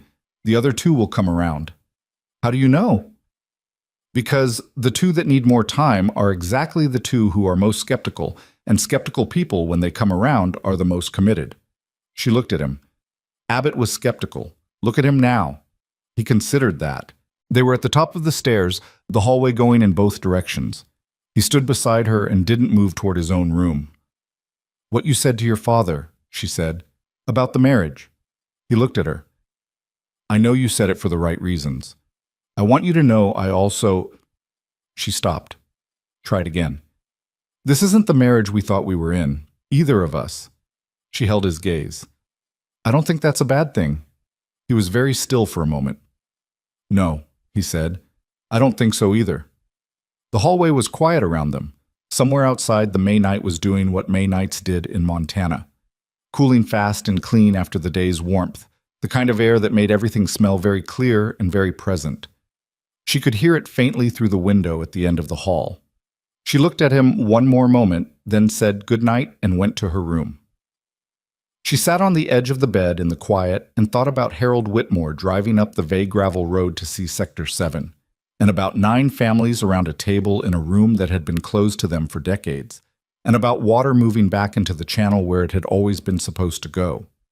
She thought about the girl who had packed one good bag in October and driven 20 miles east because the math of her family's situation demanded it, who had walked into a room where people had already decided what she was. What she was now was something those people hadn't accounted for. She was beginning to understand that this was the truest thing about her. Not that she'd proven them wrong, but that she'd simply kept working past the point where their opinion was relevant until the work itself became the argument. Outside, the night was clear and cold and enormous, the kind of sky that didn't ask anything of you and held everything equally. She turned off the light and slept. Harold Whitmore drove up the vague gravel road on a Saturday morning in early June, in the same truck he'd been driving for 11 years, which still ran because Harold maintained things past the point where other people would have replaced them. Alara watched him come up the drive from the porch, and she felt something complicated move through her chest. The particular feeling of 2 parts of your life meeting in a place you hadn't been sure they ever would. He got out of the truck slowly. He was 63 and moved like a man who had been working outdoors in Montana winters for 40 years, which was to say he moved carefully and without complaint, his body having made a practical accommodation with the accumulated cost of the work. He stood by the truck and looked at the main house for a moment. The stone and timber, the scale of it, the ridge behind it catching the morning light. She came down the porch steps and he opened his arms and she went into them the way she'd been going into them since she was 8 years old, and he held on for a moment longer than he usually did. "You look good," he said when he stepped back. "You look tired," she said. "I'm always tired." He looked at her. "You look like you've been working." "I've been working." Colton came out to meet him, and she watched the 2 men shake hands, her father and her husband, a sentence she still had to occasionally remind herself was factually accurate. There was an awkwardness in it that was honest rather than bad. 2 people who hadn't chosen each other's company finding the shape of how to be in the same space. Colton was polite in the direct way he'd learned was worth more to Harold Whitmore than charm, and Harold was careful in the way he was always careful with men who held power over things that mattered to him. It wasn't warm, but it was real, and real was the foundation of things. Garrett came out last. He shook Harold's hand and said, "I've been meaning to do this for a while." And Harold said, "So have I." And they both knew the phrase carried about 30 years of complicated history and were both, in the manner of older men from the same county, willing to let that history sit in the space between the words without being named directly. She took her father to Sector 7. She drove him out in the ranch truck, just the 2 of them, the way she'd driven with him through Whitmore land since she was 12. He looked at everything as they passed it. The fence lines, the herd placement, the condition of the grass, the way the land was being used. She let him look without narrating. He didn't need narration. He read land the way he read people, quietly and with the patience of someone who understood that things revealed themselves at their own pace. When they reached Sector 7, he got out and walked into it. She followed a few steps behind. He crouched down and looked at the grass coming in. Thick now, the color right, the soil holding moisture the way exhausted soil couldn't. He pressed his hand flat against it the way ranchers press their hands against things they were assessing, and she stood there watching her father's hand on the land she'd been working for 7 months. He stood up, looked across the pasture. "How long was it resting?" he asked. "Since November. Full rotation suspension through the winter, no grazing pressure. What are you putting on it this season? Limited. 20 head for 6 weeks, then pulling back. I want a full growing season before I start working it harder. He nodded. He was quiet for a moment. Your mother had a section on our East 40 that she nursed back from nothing over 3 years. You wouldn't know it now from the rest of the land. He paused. She used to say that land forgave faster than people did, if you gave it what it needed. Alara said nothing.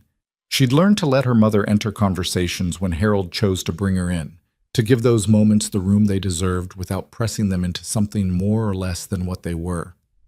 She would have liked watching you do this, he said. She looked at Sector 7 instead of at him, because she needed a moment. The grass moved in the light morning wind, the same way all the grass moved, indistinguishable now from what surrounded it, the recovery invisible unless you knew what you were looking for. She had known what she was looking for. That was the whole of it, in the end. Come see the water restoration, she said. The northeast section looked different than it had in October. The water was running where it was supposed to run, the channel restored and clearing, and the vegetation along the bank was already responding. Not dramatically, not in the way that things looked on television where change was always visible and swift, but in the subtle, reliable way that water returning to dry ground worked. Greener at the margins, more life in the soil. The herd was using the source again. Harold stood at the bank and looked at it for a long time. How much land did that man take? He said. 6 documented properties. The AG found 2 more in the investigation. 8 total, across 5 years. She paused. Some of those families got partial restitution through the settlement. Not everything. You don't get everything back. But something. The Crane boy. Peter's getting a formal apology from the county water board for the inadequate response to his family's original complaint, and financial restitution for the property value loss. It's not the land. She looked at the water. He said it was something. Harold was quiet. He had the expression he wore when he was thinking about things that couldn't be fixed completely and had to be accepted as they were, which was an expression she'd seen often enough growing up to recognize its contours. And the debt, he said, the $60,000. She had been waiting for this. Garrick is canceling it. Harold turned to look at her. Not as a gift, she said carefully. He framed it as a correction. His words were that the terms of the original arrangement were not what he would have offered if he'd had better judgment at the time. She met her father's eyes. He's not an easy man, but he said it. Harold looked back at the water for a moment. That's more than I expected. I think more than he expected, too. They drove back to the main house for lunch, and Garrick had arranged a table outside on the east porch where the late morning was warm enough to sit without coats, and the 4 of them ate together, Garrick and Harold and Alara and Colton, and talked about cattle and water tables and the cooperative charter and the 2 families that had since added their names to the 9 who'd agreed in May. Harold asked Garrick about the Northeast section's production history, and Garrick answered with the directness of a man who had stopped performing invincibility. And something in the conversation between them shifted over the course of an hour into something that wasn't friendship, but was mutual respect, which was more durable anyway. When Harold left in the afternoon, he held her again at the truck. You did good, he said. In Harold Whitmore's economy of expression, 4 words was a speech. I had help, she said. He looked at her. You always say that. It's always true. He got in the truck, rolled down the window. Kevin's thinking about coming up in August. Her brother. She felt a smile come up from somewhere. Tell him to come. I will. He looked at her through the window for a moment. This particular look he had, the one that meant he was seeing her and thinking something he wasn't going to say and she wasn't going to ask him to. Your mother was right about the land, he said, but she was talking about people too. He drove back down the gravel road, and she watched his truck until it turned onto the county road and disappeared. The Attorney General's settlement with Carter Dillard was finalized in late July. The terms were not fully public, which was how these things worked. Settlements existed in the space between full accountability and expedient resolution, and the AG's office had decided that recoverable restitution was worth more than a prolonged case that might or might not produce a conviction. Dillard paid back a significant portion of the profits from the land acquisitions, surrendered his consulting business, and accepted a permanent bar from operating as a land management advisor in the state of Montana. His firm lost its license. Clara called Ilara the morning it was signed. "It's not everything," Clara said. It was the same thing Peter Crane had said about his own restitution. And it was true in both cases. And the truth of it was one of those things you had to hold without letting it undo the things that had actually been accomplished. "I know," Ilara said. "The Water Board is issuing a formal policy change. Going forward, any modification to a tributary feeding into a shared watershed requires an independent assessment and 30-day public comment period. Your documentation was specifically cited in the policy language." She sat with that for a moment. The documentation she'd put together at Delia's desk over the winter months, the county clerk's office, the library computer, the photographs on her phone, the late nights with Clara on the phone. Cited in policy language. She thought about the families in the valley who would file things with the county in the future without knowing why the process was what it was, without knowing that the requirement existed because 8 families lost land to a man who understood that unmonitored water was an unmonitored opportunity. Some things worked that way. The effect outlasted the knowledge of the cause. And that was fine. That was how durable change usually worked. "Thank you, Clara," she said. "Thank yourself. And thank whoever raised you to read a survey document." She was smiling when she hung up. Delia was in the records room when she went to find her, working through the quarterly reports the way she worked through everything, methodically, without drama, doing the job the same way she'd been doing it for 20 years, and would keep doing it regardless of what was happening around her. Delia was 64 and had mentioned once, obliquely, that she'd thought about retirement before Ilara arrived. She hadn't mentioned it since. "It's done," Ilara said from the doorway. Delia looked up, set her pen down. "And?" "Settlement, restitution, bar from operating in the state." Delia was quiet for a moment. She had the expression of someone receiving news they'd worked toward for a long time and finding that it felt more like exhaustion than relief, which was the honest feeling and not the cinematic one. "Good," she said, "just that." "You held this together before I got here," Ilara said. "You kept the record straight, and you kept your suspicions to yourself until you had someone to be suspicious with. That matters." Delia picked her pen back up. "You're going to make me say something sentimental." "I'm trying to." The corner of Delia's mouth moved. "Go tell your husband. He's been checking his phone all morning." She found Colton in the east pasture, checking a section of fence that Pruitt had flagged for repair. He had his sleeves rolled up and was working alongside Seb, and he looked up when he heard her coming across the grass. He read her face before she said anything. "Done?" he said. "Done."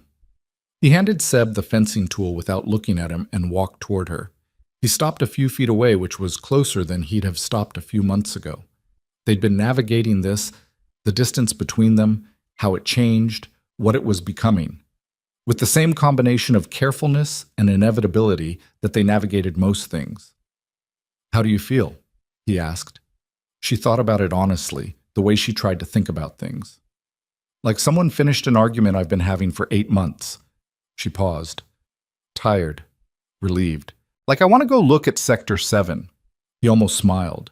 "You always want to go look at Sector 7. "It's reliable," she said. "It shows you exactly what the work produced." He looked at her for a moment. Then, "My father wants to do something. A dinner. For the cooperative families." He paused. "His idea. He came to me with it this morning." She blinked. Garrick Vey initiating a gathering for the neighboring ranchers was not something she had seen coming, and she'd been paying close attention. "When did he decide this?" "He said he's been thinking about it since the June meeting." Colton looked at the pasture. "He said, and this is close to his exact words, that he spent 30 years doing things the way the Vey family had always done them, and most of those ways turned out to be ways that served the Vey family and nobody else. And he wants to try something different before he gets too old to try things." She was quiet for a moment. "That's the most self-aware thing I've heard him say." I was surprised too. He looked back at her. "He's different since January, since the documents." He said it without sentiment, just observing. I think finding out that someone used his trust against him for years was the thing that it broke something open that had been closed for a long time. He's been thinking differently. Hurt does that sometimes, she said, if you let it teach you something instead of just building walls around it. He's not a wall builder, my father. He's more of a... He builds distances. Keeps things at a range where they can't surprise him. He looked at her. I do it too. Or I did. She looked at him steadily. You're not as far away as you were. No, he said. I'm not. He held her gaze. I don't want to be. The August dinner happened on a Friday evening, with tables set up outside on the Vey property because the house wasn't large enough for the number of people who came, which ended up being not just the cooperative families, but also some of their neighbors, and a few people from Copper Falls who had been watching the cooperative's first months with interested skepticism and had started arriving at something that looked like interest. Garrick had asked Alara to help him plan it, which she had, and she'd been careful to make it a thing that felt like a neighborhood gathering rather than a Vey event with guests. Tom Abbott came with his wife and his two grown sons. Peter Crane came and sat near Pruitt, the two of them talking with the comfortable shorthand of men who worked similar land. The Lundquist brothers came and ate more than anyone else at the table and were more relaxed than she'd seen them, which she counted as a genuine success. Harold drove up from the Whitmore place with Kevin, who was younger and louder and had their mother's way of entering a room as though he'd always been expected there. Kevin found Colton before dinner and shook his hand and said, My sister says you listen when she talks. That's more than most people manage. Colton blinked, then said, I try. And Kevin said, Good. Keep it up. And walked away to get food, leaving Colton standing there with the specific expression of a man being evaluated by a younger brother-in-law who has no interest in being subtle about it. She had watched from across the yard and said nothing, because Kevin was not wrong, and Colton didn't need protecting from the truth. Garrick spoke at the dinner. He stood at the end of the tables with a glass of water. Not wine, not something performative, just water, which she noticed. And he said that the Vey Ranch had been in this valley for 60 years, and had not, for much of that time, been the neighbor it should have been. He said the cooperative was a start at something different, and that it was his daughter-in-law's idea and his son's commitment and the willingness of the families around this table that had made it real, and he was grateful for all three. He said it without a speechwriter and without rehearsal, which meant he stumbled on a few words and had to stop once and look at his water glass briefly before continuing. It was, she thought, the most real thing she'd ever seen him do in public. Tom Abbott started the applause, and everyone else followed. She sat next to her father at the table, and Harold watched Garrick sit back down and said quietly, He means it. I think so, she said. He's changed. People can, sometimes. Harold looked at her sideways. You have an opinion about why. I always have opinions. Do you think it was the investigation, finding out about Dillard? She thought about it honestly. Partly. I think it was also when someone builds their whole life around being the biggest thing in the room, and then something comes along that reveals how much of what they thought they'd built was being used against them, it changes the logic. The logic of why you do things the way you do them stops adding up. She looked at Garrick across the table, talking to one of the Lundquist brothers with more animation than she usually saw from him. He had to find a different logic. I think he's still finding it. Harold was quiet. Then, what's your logic? She looked at her father. What do you mean? Why do you do things the way you do them? He said it as a genuine question, the way he'd always asked her genuine questions. Not to test her, but because he actually wanted to know. She thought about the October morning when she'd packed her bag and driven 20 miles east. She thought about the woman who had sat at a wedding reception table and heard laughter and gone still instead of flinching. She thought about every morning in the records room with Delia, every ride with Pruitt, every conversation with a neighboring rancher who needed someone to ask the right question before they'd say the thing they'd been carrying. I think I do things the way I do them because I grew up watching what happened when you didn't, she said. When you didn't pay attention, or didn't ask questions, or didn't stay past the point where it got hard. I watched a lot of things fall apart for want of someone who would just stay and do the work. She paused. I can stay and do the work. That's the thing I know how to do. Harold looked at her for a long moment. He had the look he'd had at the truck in June, the one she'd learned to receive without needing it, explained.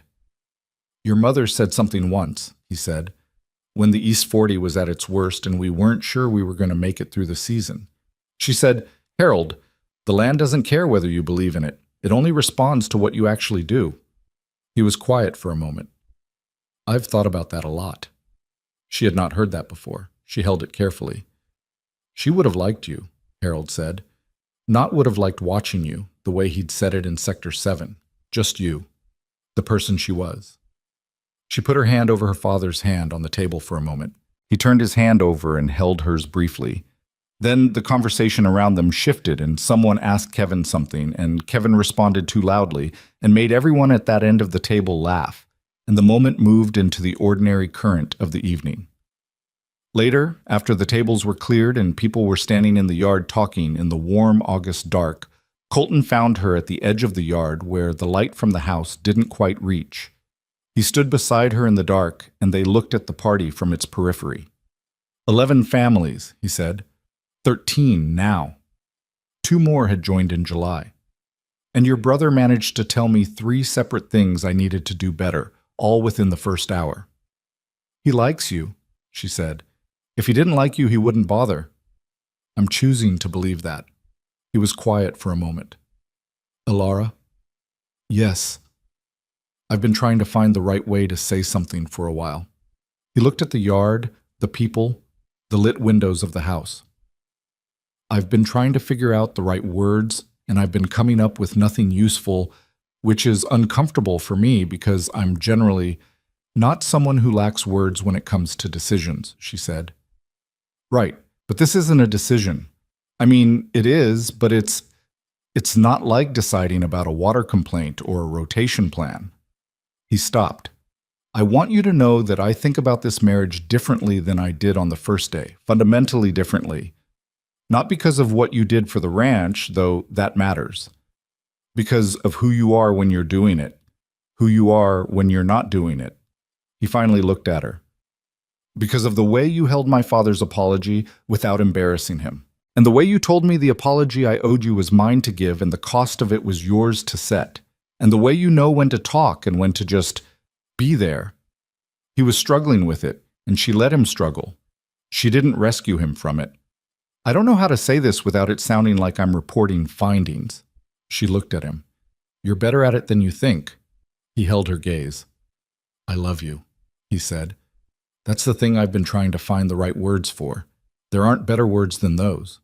She looked at him for a long moment. In the yard behind them, someone was laughing. Kevin probably. He was always the loudest one. The August night was warm and clear, and the stars over the valley were doing what Montana stars did, burning too bright and too many.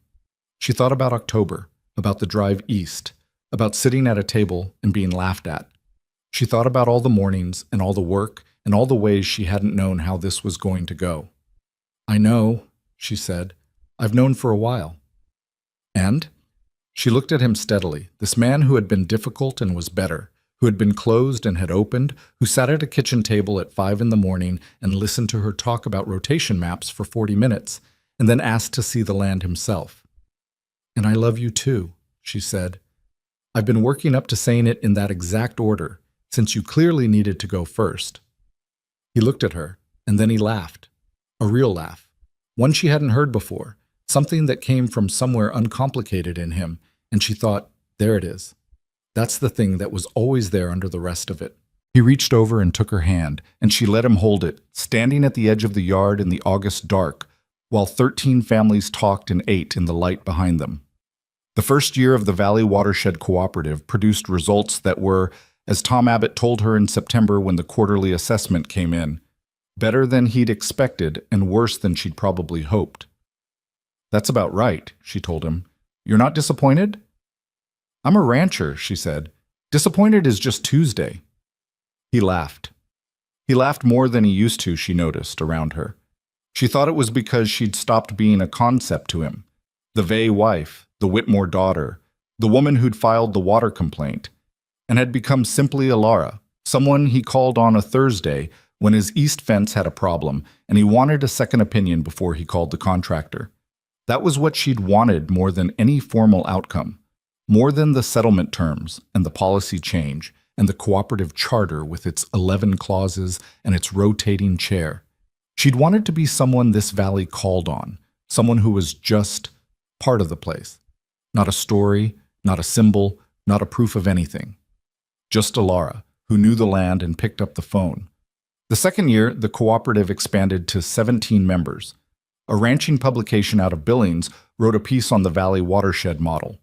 Not about Alara specifically, though she was named, but about what the model had done for water management outcomes in the region. Clara sent her the link with a note that said, "Only, I'm billing you for all the hours I didn't charge you for."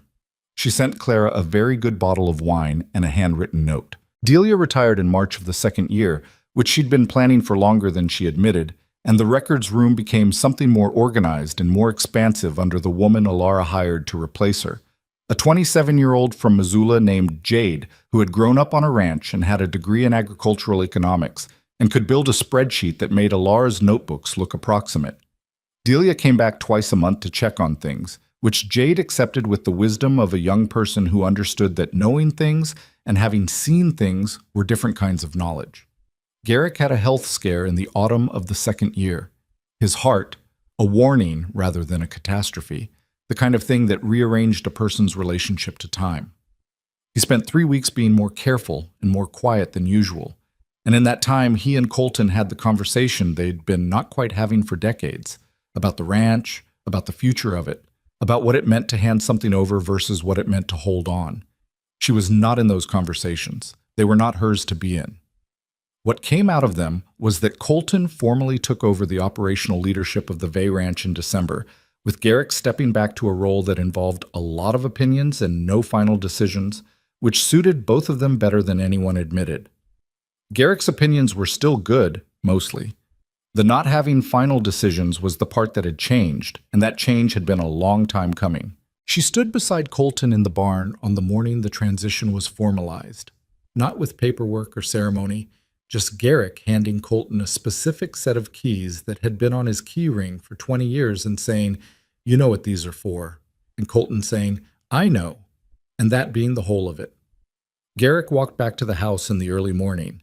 She and Colton stood in the barn with the horses breathing around them and the light coming in at the angle it came in December, flat and golden and specific. "Heavy?" she asked. "Very," he said. He looked at the keys in his hand. Then he looked at her. "We need to hire 2 more hands. The south pasture fence needs a full replacement, and I want to talk to you about the cooperative spring grazing coordination. I think we can do something more systematic than we did last year." "Good morning to you too," she said. "Sorry." He almost smiled. "Good morning." "The fence I know about, the 2 hands, talk to Pruitt first. He has opinions on what skill gaps we have. The grazing coordination, I have notes." She looked at him. "But maybe after coffee." "After coffee," he agreed. They walked back to the house together through the December morning, and inside Nan had coffee ready, and the kitchen was warm, and the house was different than it had been 14 months ago when she'd arrived and stood at the upstairs window, looking at the land she didn't own and the life she hadn't chosen.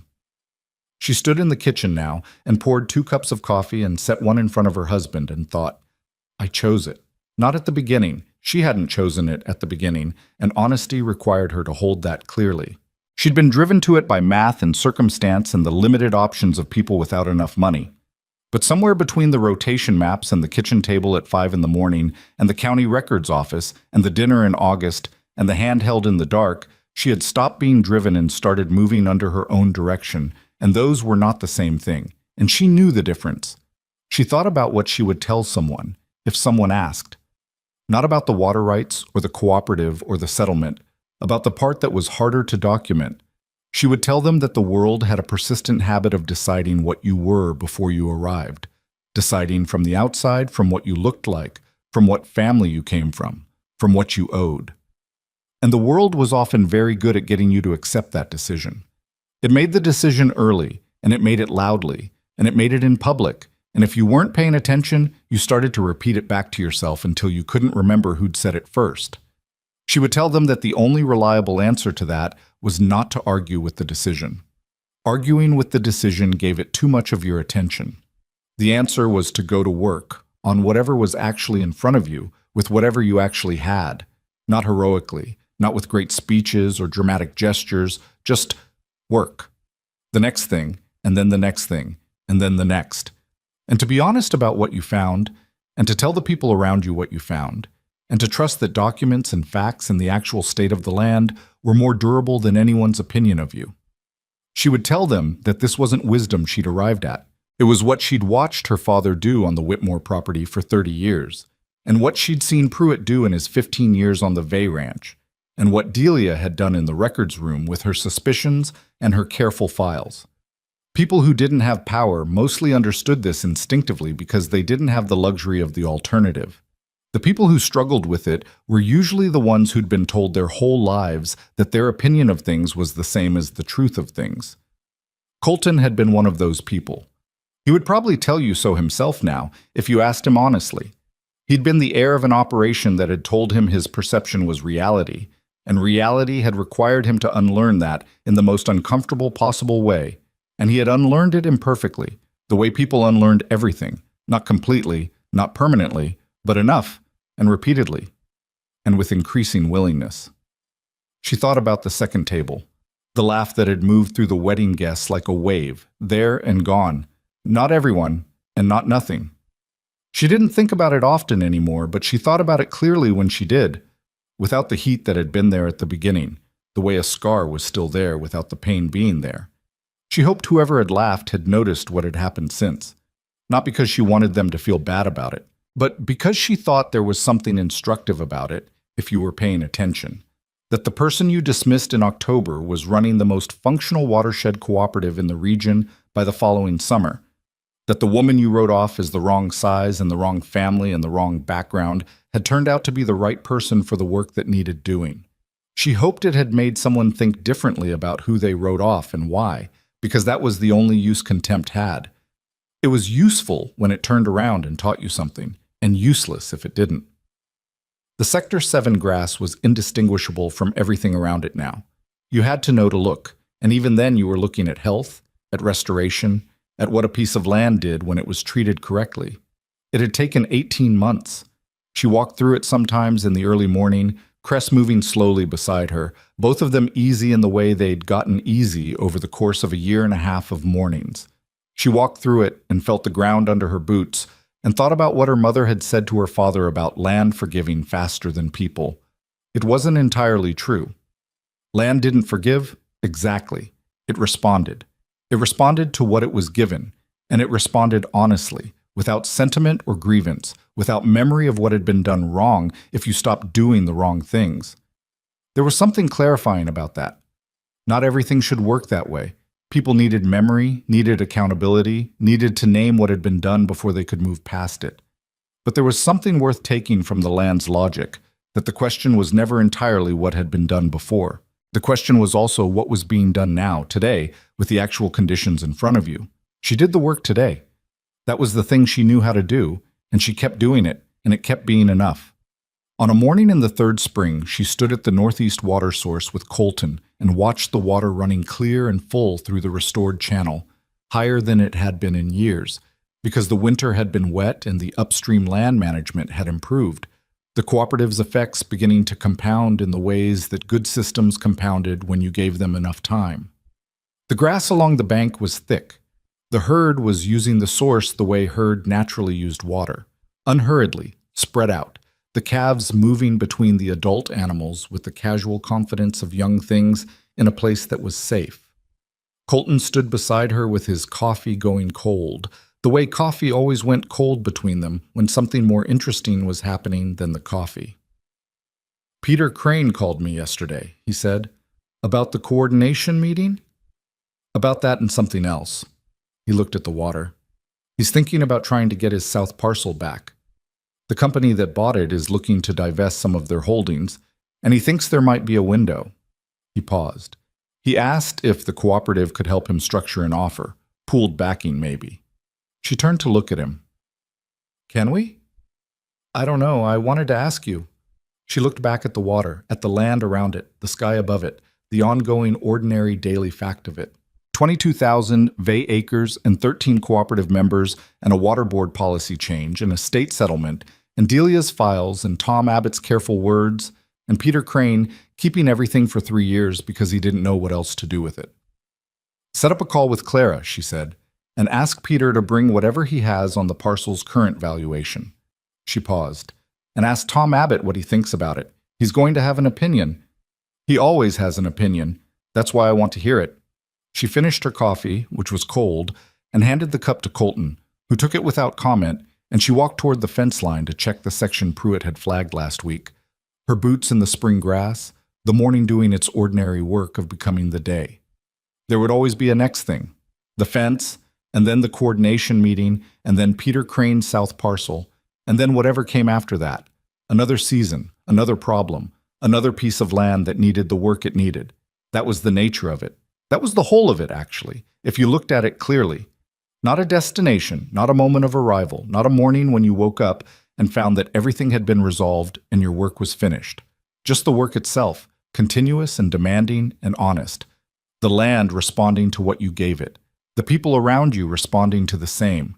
She didn't need it to be more than that. She had learned, slowly, imperfectly, through the specific curriculum of the last 3 years, that the work being enough was not a consolation prize. It was the actual prize. The being there, the paying attention, the knowing the land and the knowing the people, the willingness to stay past the point where staying was comfortable. She had come east on a county road in October because she had to. She stayed because she chose to. The distance between those two things was the whole of her story, and she carried it without weight, the way you carried the things that had made you who you were, when who you were was finally, imperfectly, solidly yours. The spring morning opened above her, wide and cold and indifferent and full of what was possible, and she walked into it without breaking her stride.